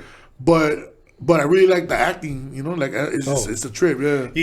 I'm gonna say something. I know probably people will probably laugh at me, but I think this is just me. What I think, okay, my opinion. I think I could have done well in acting, but I just never tried it, bro. Never too late, you know what it was, bro? It's because at one point in my life, I was making really, really good money, and I did something that I should or have never done. I got content with what I had. Yeah. I thought it was like, I don't want to say enough, but like, I'm cool right now. Yeah. I don't need to push the envelope and get more. Yeah. And before you know it, those opportunities never came back around, bro. Because I got called to appear scripts for several movies. Yeah. And I was always like, it'll come back around. Yeah. And it never did. And that's the thing though, yeah. And one of the things that I learned over the years is the opportunities there, take it. Yes. You know what I'm saying? If you're cool with it and you're comfortable with it, take it, man. Take the opportunity. So now let's because a lot of people may not know. Now I know it wasn't called. What was the show called with George? Was it called Lopez Show? Lopez Show. Lopez. Now, how did you end up meeting him? Well, a few years before that, a couple years before that, I did another show that was on HBO called Silicon Valley. And the creators of that is also Mike Judge, and John Osler and Dave Krinsky. Those are the creators and writers of that show. So basically, over the last those years, the guys John Osler would always and his partner Dave would always tell me, "Hey, we're working on something. We got something in the works for you. We really want to put you on something really good." But it's gonna take a little bit of time. But we're working on it. And I was just like, whatever. I wasn't tripping. I was just like, I just kept about my business. Just doing me, working and getting little parts here and there, whatever. And then one day I get a call from my agent at the time, and then she said, "Hey, they're calling about something about a pilot with George Lopez. That if you're interested." And there's only one George Lopez, so you knew who that was. And I'm like, and I'm like, well, what do you mean? Of course I'm interested in it. Of course. So then after. She goes, okay, it's really not a big role. It's a real small role. The whatever, the name, I forgot what the other role was. Eduardo, I think it was the name before. And then so she told me, she goes, and then I go, I'm cool. Whatever it is, I'm down with it, Okay. So then she calls me back a day later, and she goes, oh no, she goes, actually your role is the George's co-star. Is you're your sidekick. So I was like, what do you mean? He goes, yeah. And then she sent me the script for the pilot. And then, the name of the character was Manolo. And then I started reading it, and I was like, oh, I could do this shit for sure, man. Now, when you were told you're going to be his sidekick, did you think they were playing around? Like, I mean, did you take a? Were you like, what the fuck? No, you know, like I at first, yeah, I was like, you know, like George Lopez. But then again, this is my agent, so I go, she's not going to dick me around like that. Right. So then, so I told her, well, yeah, I mean, let them know I'm down. You know, she was okay. You're gonna have a table read. Where you're gonna meet George and you're gonna have to meet the producers and everything. You're gonna have a table read and some of the other cast members in about, I think it was like a week, whatever. So, all right, cool. So they gave me, you know, some time to memorize the pilot script, you know. And when I went, we met up at Sony Studios in Culver City, and I remember I was at there chilling, and I was the first one there because I didn't want to fuck this up. So I was like, I ain't trying to go, you know. And I already heard stories about George don't like people when they're late on set, you know. Of course, or anything, you know. Like exactly. He's really big on you know, being on time, on being punctual. And I've always been like that too, you know. So I was there like maybe like 40 minutes before. Whoa. Yeah. So the secretary walks me in, and they had a big old table like this one, you know, big old conference table. And then she goes, yeah, sit down, whatever, you know, and chill out, make yourself, you know, there's waters and some donuts, whatever, you know. Everybody will be here in a little bit. So I'm sitting there, and I'm nervous too, dude. And I'm just sitting there, man. I'm just like going over my lines, and like, man, I hope I don't screw this up. And I'm just sitting there, and then finally, John Ausler walks in, and I look at him, and then I go, and I'm like tripping out, you know. Then I put two and two together, like, oh, this is the project these guys were talking about right. 2 years ago. Right, wow. Yeah, and I was tripping out. I was like, I was just surprised to see him because I didn't expect to see that guy. So it was like 2 years in the making. Yeah. Wow. So then, we started chopping it up, and he goes, yeah. And then I met his partner, his other partner, and then a few minutes later, in walks George, you know, and he's got his sunglasses on, and he's looking at me. And I'm looking at him, and I'm like, I don't know what he's thinking, you know, and he's just sizing me up. And then John goes, hey, George, meet Anthony, a.k.a. Citric. He's going to be Manolo. And he's looking at me, and he shakes my hand, and he takes off his glasses, looks at me real good. All right, let's get to work. You know, it was early in the morning, like 8 o'clock in the morning, you know. Right. A la mora estaba crudo? I think he was. He probably was, but it was all right, let's get to work. We sat down, brought out the script and everything, and we started reading, and we did it, and when I was done, I remember he turned to me and he goes, all right. He goes, the way you read right here right now, he goes, you better read like that in the next room. And I was like, what do you mean? He goes, yeah, we're gonna read in front of the executives for TV Land. Because it was on TV Land at the time. Yeah. There was like 15 or 20 execs. So we go into, they take us to the next room. Now I'm really nervous. Right, you know? Now I'm really shooting bricks. You know, let me say this. I believe the reason why a lot of rappers make it in the film industry, those that have been successful, like yourself, is because, first of all, let me say this. Whenever I would work with a rapper, one thing that Dre told me was like, you're only as good as the artist you're working with. That's what he told me. He said, make sure that your artist memorizes all his lyrics. Do not have him read. Yeah. You know, because he'll end up something like he's reading. And that's what all the new cats do. Yes, that's what they do. I would walk in the vocal room and I would grab their paper and I would say, go home, memorize it. Your shit. So when you come back, now when you have it memorized, you can add emphasis. It sounds way better. Your delivery will be better. Yeah, it sounds way better. So it was easy for you, well, at least it was, how would you say, better for you because you already remember lyrics. Yeah. So when you're reading scripts. Yeah, I kind of took that, and I used that, to my advantage. That's good, man. So because a lot of people always ask me, how do you memorize? And I'll be honest with you, I don't know. I just memorize this shit. But yeah, you know what I'm saying. But yeah, I put that to use. Yeah, and I was able to memorize it. Rapping somewhat prepared you for that. Yeah, that's dope. Yeah. So you guys read, and what happens? So we go into the next room. Pass me your cup. Talk to me. We go into the next room. Refill. We go into the next room, and they have like 20 seats. All these executives, they're over there talking, whatever, and then they have a long ass table, and they have all of us, George in the middle. I'm right next to him. Yeah. A couple other cast members here and there, and then people. They all right. Let's get to work. Let's do this. They all sit down, and now I'm really feeling the pressure, Right. And I'm sitting, and then George is looking at me, and he goes like that, and you ready? And I'm like, yeah, I guess, Right now. So we start doing the reading, and then when it finally got to my first lines, I stumble. No shit. I was like, oh man, but then I caught myself right away. And then I caught myself, and then I added a little extra of my shit, my style, and then all the people were rolling, they were laughing, and I was just like sitting there, and I'm like looking around, and I'm like, are they laughing at me? Or are they laughing with me? And I'm like, I don't know what, but I guess like, I'll be honest with you, man. A lot of the stuff when I first got into acting and a lot of the stuff like that. Like I had never done television like that. You know, of course. Just just little stuff here and there. So it was just all new to me. So I'm just like tripping out. So I'll be honest with you. I didn't know if it was part of the script was funny or not. But I think they just liked the way I was delivering the lines. Your delivery, and then I was adding my own touch to it. That's dope. And they loved it. So when I stumbled, but I caught myself right away. And the rest of the read went well, because in the beginning they didn't want me. They wanted to audition a few other heads. Really? But the writers, John and Dave, they kept saying, "That's Manolo. That's Citric. That's him."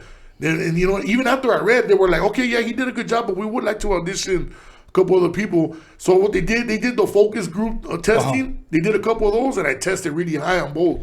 Okay, well, what is, for those that may not know what that is, can you kind of explain what that is? Basically, is they film the pilot, whatever, and then they show it to a group of people, and then they see what the reactions are. They have to write notes, like on they it. rate it. Yeah, they have to rate it.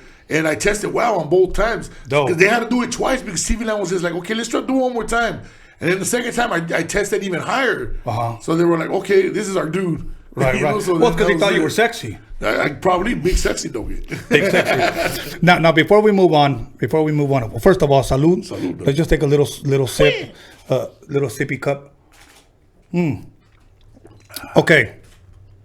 Oh, because somebody asked, where did the name Citric come from? Basically, when I was living in my apartment building over there in Montebello, my neighbor, the guy that introduced me to Clear, at that time when we were going out, doing stuff with Clear, and he would DJ a lot of house parties. So so I would go with them. He goes, yeah, just come along, dude, just hang out, chill, whatever. It's a good time. So I would go with them, hop on with the crates, whatever, and just hang out, and just party. And so after that, we started going like all these house parties everywhere with them, and I would run into all kinds of people everywhere. And that homie, he would go to a lot of these parties. And even when he didn't expect me to be there, I was there. So then that fool started telling me, he goes, dude, you're like citric acid. I'm like, what the hell's that? And he goes, that's like, look it up, man. He goes, that thing is like everywhere. You're like acid. You're like citric acid. You're everywhere, bro. He goes, everywhere I turn, you're right there, dog. Wow. So then and then I looked it up, and I was like tripping out. And then it was a trip, because I was like, what the, like it sounded weird and it sounded funny, but I had never really noticed until I started until he brought it up, and I started looking at like a shampoo, sodas, like all kinds of citric acid. It contains citric acid. Right. And I was tripping out, and I was like, damn, this fool, like, I get it, what he's talking about. Right. So, and my name's Anthony, so they call me Tony. Everybody that knows me as growing up, they would call me Tony. So I added the T, citric tea. Oh, dope. So at that time, I was calling me citric tea, because that's when everyone was using like their initial or something, like iced tea, Right. So I started doing that. And then after a while, we just dropped the T, and we just called me Citric. And then because I was big, everybody was like, hey, Big C, Big Citric, and it just stuck like that. That's dope. Now, did George Lopez call you Citric, or he call you Anthony? No, he called me Citric. Oh, okay. Yeah, or Puto? One of the other. Hey, Puto, come here. Dope. Here on the streets, will say, hey, wait. Yeah, it was always a good time with that fool, man. But for the most part, he goes, hey, Cit. Or, oh, no, he started calling me Citro. He gives everybody a name. Like, he'll twist your name around. He'll remix it. Yeah, he'll remix it. Yeah, so he started calling me Citro. So everybody on set would just call me Citro. Dope. Okay. So, you get the job. How many seasons did you do the Lopez show with him? We only shot 2 seasons, because they had some kind of issue with TV Land. Okay. So there was a lot of back and forth going on. So TV Land dropped the show. And so we only shot 2 seasons, but you can still find them on Amazon Prime. Yeah, both Lopez show. Yeah, Lopez show. Look it up. Starring George Lopez and Moranzo Vance and Haley Huntley. Where did you guys record a lot of that at? Mostly in studio or on the street? Everything was done. We did a couple of things in the studio, but the majority, I want to say like 80% of it, was all shot on location. Everything was out in San Fernando Valley and Burbank and North Hollywood. So, how many times a week did you guys work, or what was the hours looking like? We would shoot. Because because at the same time George was doing stand up, so he would get. We had like a weird schedule. Like we would shoot from I think it was a Monday to it was what was it, Monday to Sunday, something like that. It was like a weird schedule, because George was always flying out and flying back in, doing the stand up. But we would do, for one episode, we would shoot about like roughly 4 to 5 days for one episode. And sometimes I would be on set all day. Sometimes I would go in just to do a couple of pickups. I'd be there for like 2 hours and then bounce, hit the beach. Dope. You know, G-string and everything. Everything, man. Dope. So, yeah. Blow holes with the G-string, with the G-string reversed. With some Converse on and everything. Oh, hell yeah, dude. I know. But yeah, so we would shoot for like 3 months. And 3 months will be one season. 3 months will be one season. Yeah. Wow, that's dope, man. That's dope. See, you're living the dream, bro. And yeah, I mean, I was just tripping out, dog. I was just like, I was just happy to be there, man. I was just like, man. Yeah, dope. So now after that, you've always been a natural funny guy. Okay, let me say this about you because I know you, and I've known you since the early '90s. There are people that I've seen try to do comedy, and believe me, I don't try to put them down. I think they're pretty funny. They learn how to be funny. They learn jokes. And then you got those people that are just naturally funny, just flows out of them. And that's you. That's why when I found out that you were doing comedy, I understood it. I said, like, that's just him. You know, like, I'll tell you one guy that I met like several years ago. Because I see him on TV, was a guy named Kirk Cameron. Remember him? Yeah. What was the name of that show that he was on? Was it Family Ties or what was it? Growing Pains. There you go, classic. Okay, Growing Pains. When I met him, he was exactly the way he was on TV. Like, he didn't change. Yeah. He was exactly. So I said, okay, now I know why he made it, because that's just naturally him. And same thing with you. You taking it out to the stage, I believe that's just naturally you. How do you feel now, you know, being in front of, you know, people and fucking doing comedy, bro? Man, I mean, it's a rush, you know. It's just a totally different rush from being on stage when you're doing music, you know. Okay. But because it's a little bit, it's almost but it's a little bit different. And man, but I get real nervous though. You still do? I still do, Doug. It's a trip. But once I'm up there and once I get those first couple of laughs in, then you know, like it's cool, man. But my boy Phil Medina, man, for the longest, he kept pushing because he's a comedian. He's been doing it for like over 10 years, stand-up comedy. Okay. And he's really funny, hilarious dude. You gotta look him up, Phil Medina. And he kept telling me, bro, you're a natural. Go up there. Here's the mic. I wouldn't want to do it. And then one day he just brought me up on stage. And he goes, yeah, we got a special guest, you know, in the house. And they started saying who I was and whatever. And they brought me up. And I was like, damn. And I was up there for like a minute, 2 minutes. And people were laughing. I was just saying, I don't even remember what I was saying. I was just saying shit. People were laughing. Was that during the striptease or no? Well, a little bit in between that same time, Dougie. I'm glad that we could joke around, brother. But now, wow. So, okay. Have you done any stand-up where the crowd just wasn't getting it? Like, you know, possibly like, damn. You know what? I think I did one show like that, and it was like pulling a monkey out of their ass. It was like to get those laughs, you know. So it was a struggle. People were laughing, but it was a mission, though, man. But here's the thing, though, too. The times that I've gone on stage, I'm never prepared. Oh, okay. Like, I don't have a set. Like, I just go up there and just freestyle shit. Like I'll think of a skeleton, so to speak. Right. And then I'll just start building. Yeah, I'll just start building out of that. So that I mean, now I'm starting to like get, you know, like put together a little like 5-10 minute set together, you know, but good, you know, like where it's nice and tight. But for the most part, every time I went on, it's been just freestyling the shit, man. See, that was my next question. How long is an actual comedian up on stage? How long is it usually up? How much time do they give them, I should say? It depends, you know, like, obviously it depends on how long you've been doing it, how pro you are to it. Okay. But some comedians, you know, like if you go to the Improv and you're seeing unknown comedians, they're up there for like 10, 15 minutes. Okay. Some are 5 minutes, depending, you know. And I would always get, because of everything I have done with TV and movies, they would always give me guest spots. So the guest spot's only like 5 minutes, sometimes 10 minutes, but mostly 5 minutes. So when they started giving me those, you know, I would just go out and just do 5 minutes, you know, and just, you know, like just kind of just kill it, you know. Like it was just like, you know, like the first couple of shows it's a trip, because it's kind of like I've been learning, teaching myself as I'm going up there, just going up there in these guest spots. Okay. You know, but now when I go up there, now I have a little bit more of a better sense of it, and you know, and I'm writing my stuff down. Yes. So, but even though it doesn't always come out exactly how I write it down, Right. But I work with it on stage, and I'll make it where you know. And this is weird, doggy. Okay, now let me ask you this. You know how a lot of rappers today, I know a lot of comedians have what they call today ghostwriters. Yeah. Do you have anybody write your stuff, or is that all you? It's all me. Well, that's what I'm saying. Most of the stuff, just when I go up there, I just do this shit, you know.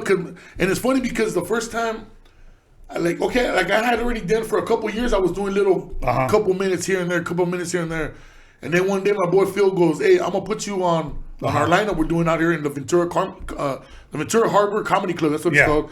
He goes, "Just go up there. You're gonna do a full 5-minute set." Okay. And I'm like, "All right, you know, I guess, you know." And then like, so like I'm trying to like think of shit, you know, what to do, Right. and I can't come up with nothing. But I kind of have a rough idea of what I want to do, Right. And I still can't come up with nothing. Finally, the day of the show comes. Uh-huh. I go out to Ventura. We're sitting in the green room, and we're just chopping it up. And then he goes, "All right, after this comedian, you're up next. You ready?" And I'm like, "Well, not really, but yeah, you know, let's do it." You ever take a couple of swigs and like, fuck it, let's do it? I remember I drank a Corona. I pounded the Corona. I took one shot. And then he goes, "Dude, you're a natural, dog. You're gonna be all right. You're gonna do good, Right. man." And then on top of that, they were taping for television. I still got a little bit right here, though. No. Come on, man. Come on, keep talking. So he tells me, you're gonna do great, dog. Don't even trip. Don't even think about it. Just go out there. You're a natural. Right. That's all he kept telling me. You're a natural. You're a natural. And then I told him, I go, you know, it's funny because you keep telling me that, but I don't feel like I'm a natural, Dougie. Right. And you keep telling me, no, you're gonna be good, because I always doubt myself. Of course. I'm always just doubting myself when it comes to that. And everybody else always telling me, goes, "Dude, you got it. You just go up and just do you. That's it." Right. So then once I kind of figured out that formula, then it started getting easier. So I went out there and I stumbled a couple times, but I caught myself. But the people were rolling and shit, man. So it was good. And you know, and then after that, I remember I had posted it up, and I remember George Lopez commenting on it. He goes, "Hey, congratulations, Citric."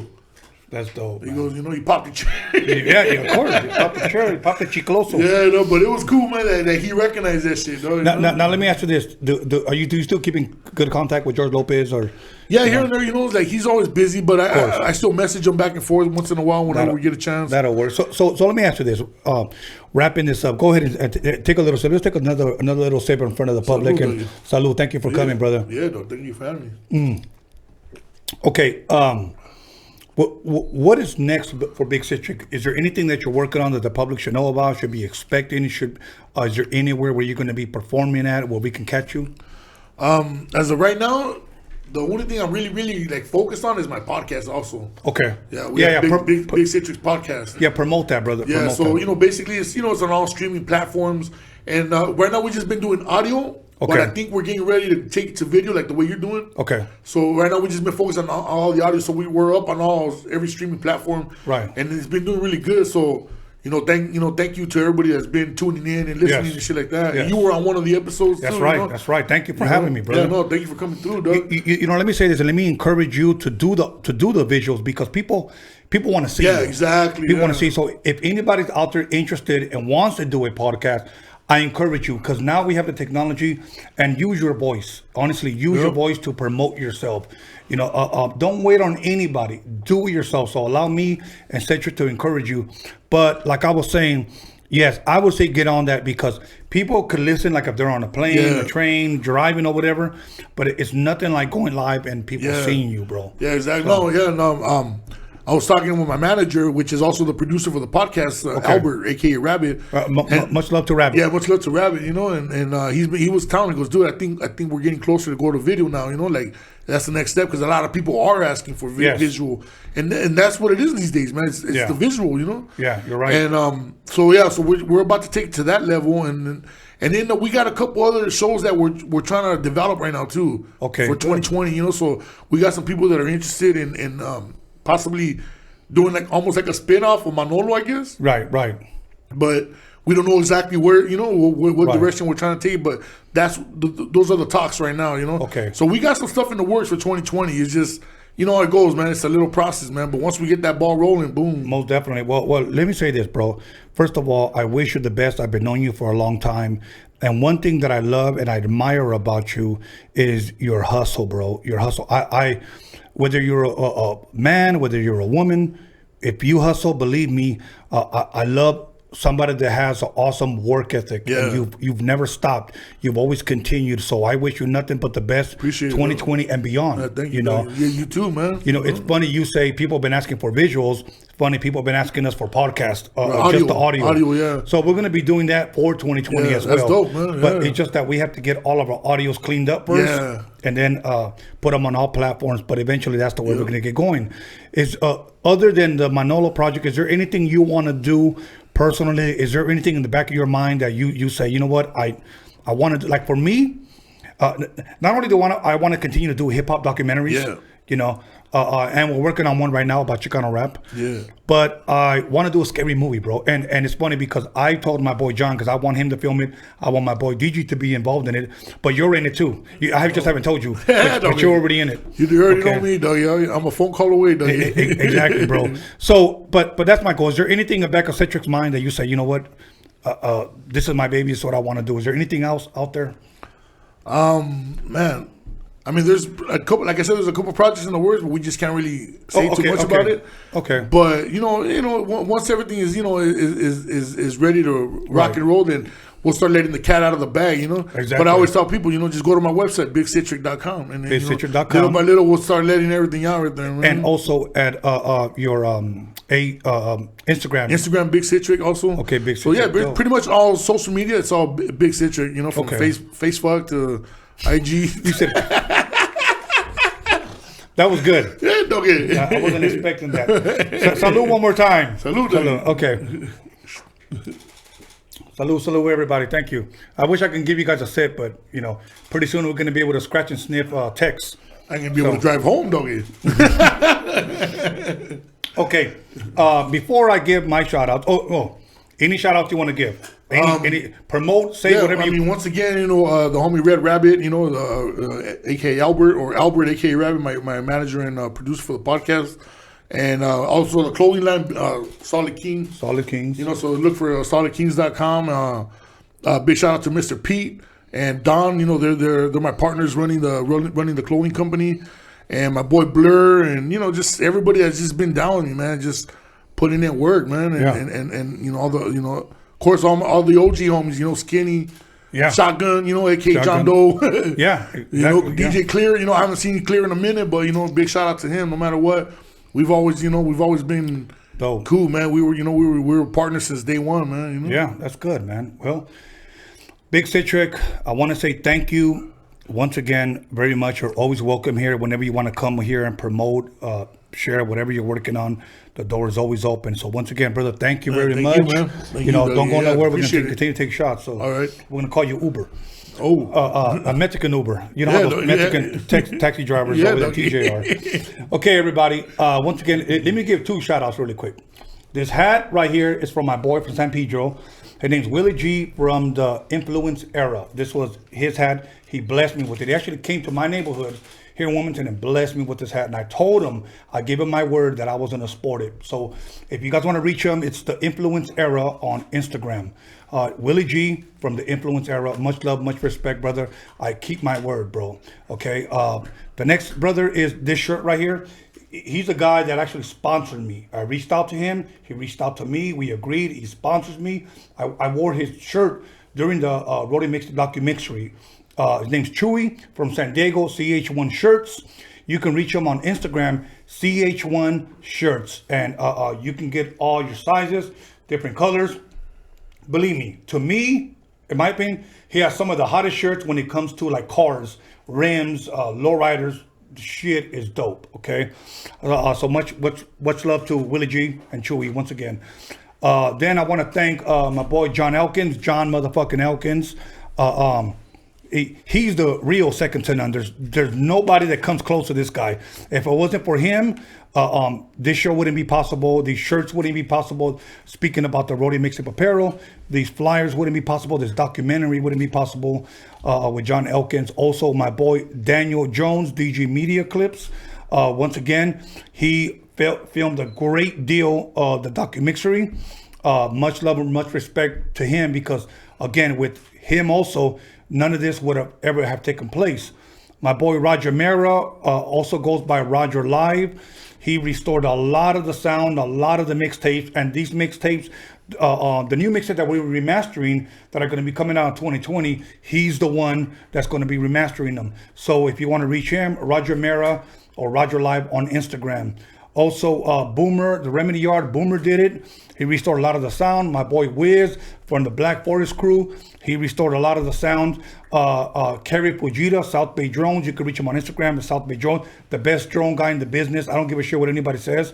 The best drone guy in the business. My boy Mario, the Scanless photographer.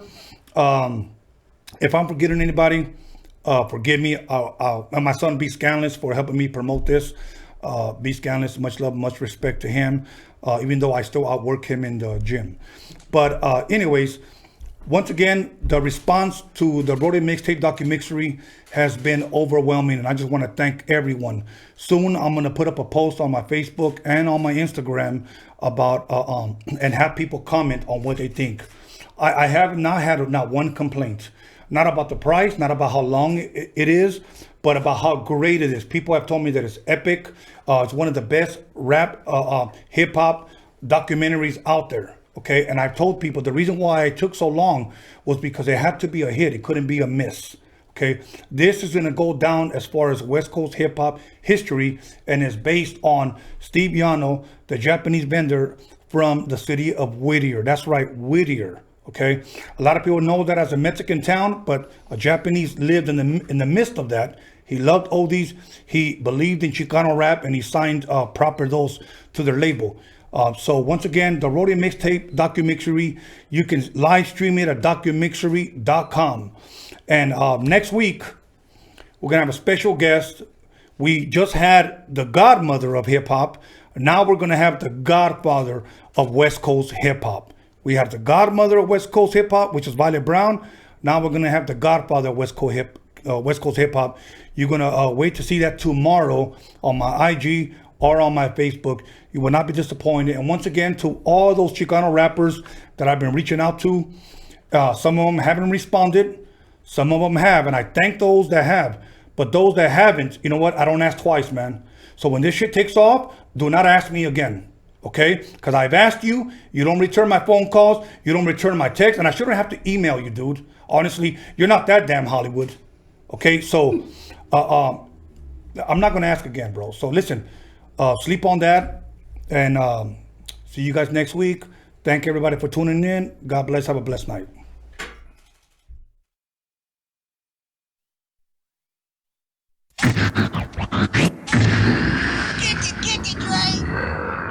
Just do 1 2 1 2.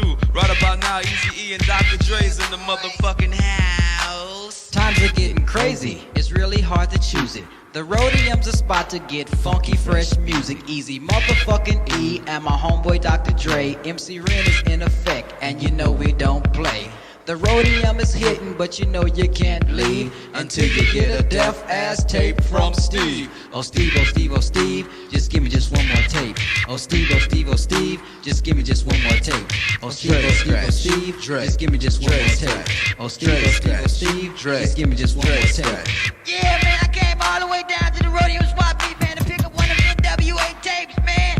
And I talked to homeboy Steve down there, man, and he said I'm fresh out of tapes, man. How the fuck you fresh out of tapes, man? He said cause they selling like hotcakes and shit, man. Got my man going down. Hey mom, what's for dinner? Man, like the NWA and Eazy-E music hit the Roadium Swapmeet mixtapes first.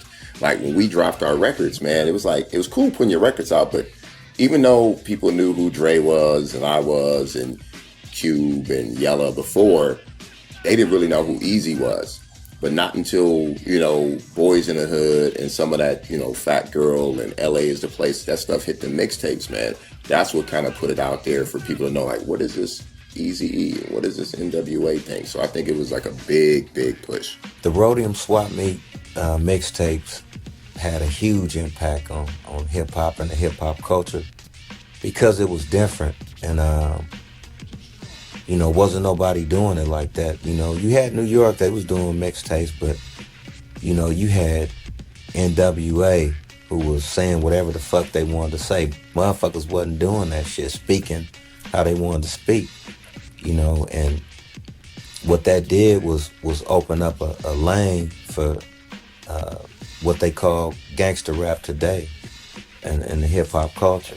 And it really opened up lanes for you know, pretty much for the West Coast gangster shit to get out. And nobody else was doing that, and it was just different. And people were scared to say what they wanted to say. And you know, that buzz came from Steve at the Rhodium Swapmeet, you know, working with Dre and Easy, and created a whole plethora of good music. And created a lot of lanes and opened up a lot of lanes for artists like myself to be able to come out. You know, I'm part of the tree. I'm a branch on the tree that Dre and Easy started. You know, and then on my branch you got Snoop, the Dog Pound, 50 Cent, Eminem, and all of those guys. You know, that's all on my branch, the Chronic. And that's what it created, man.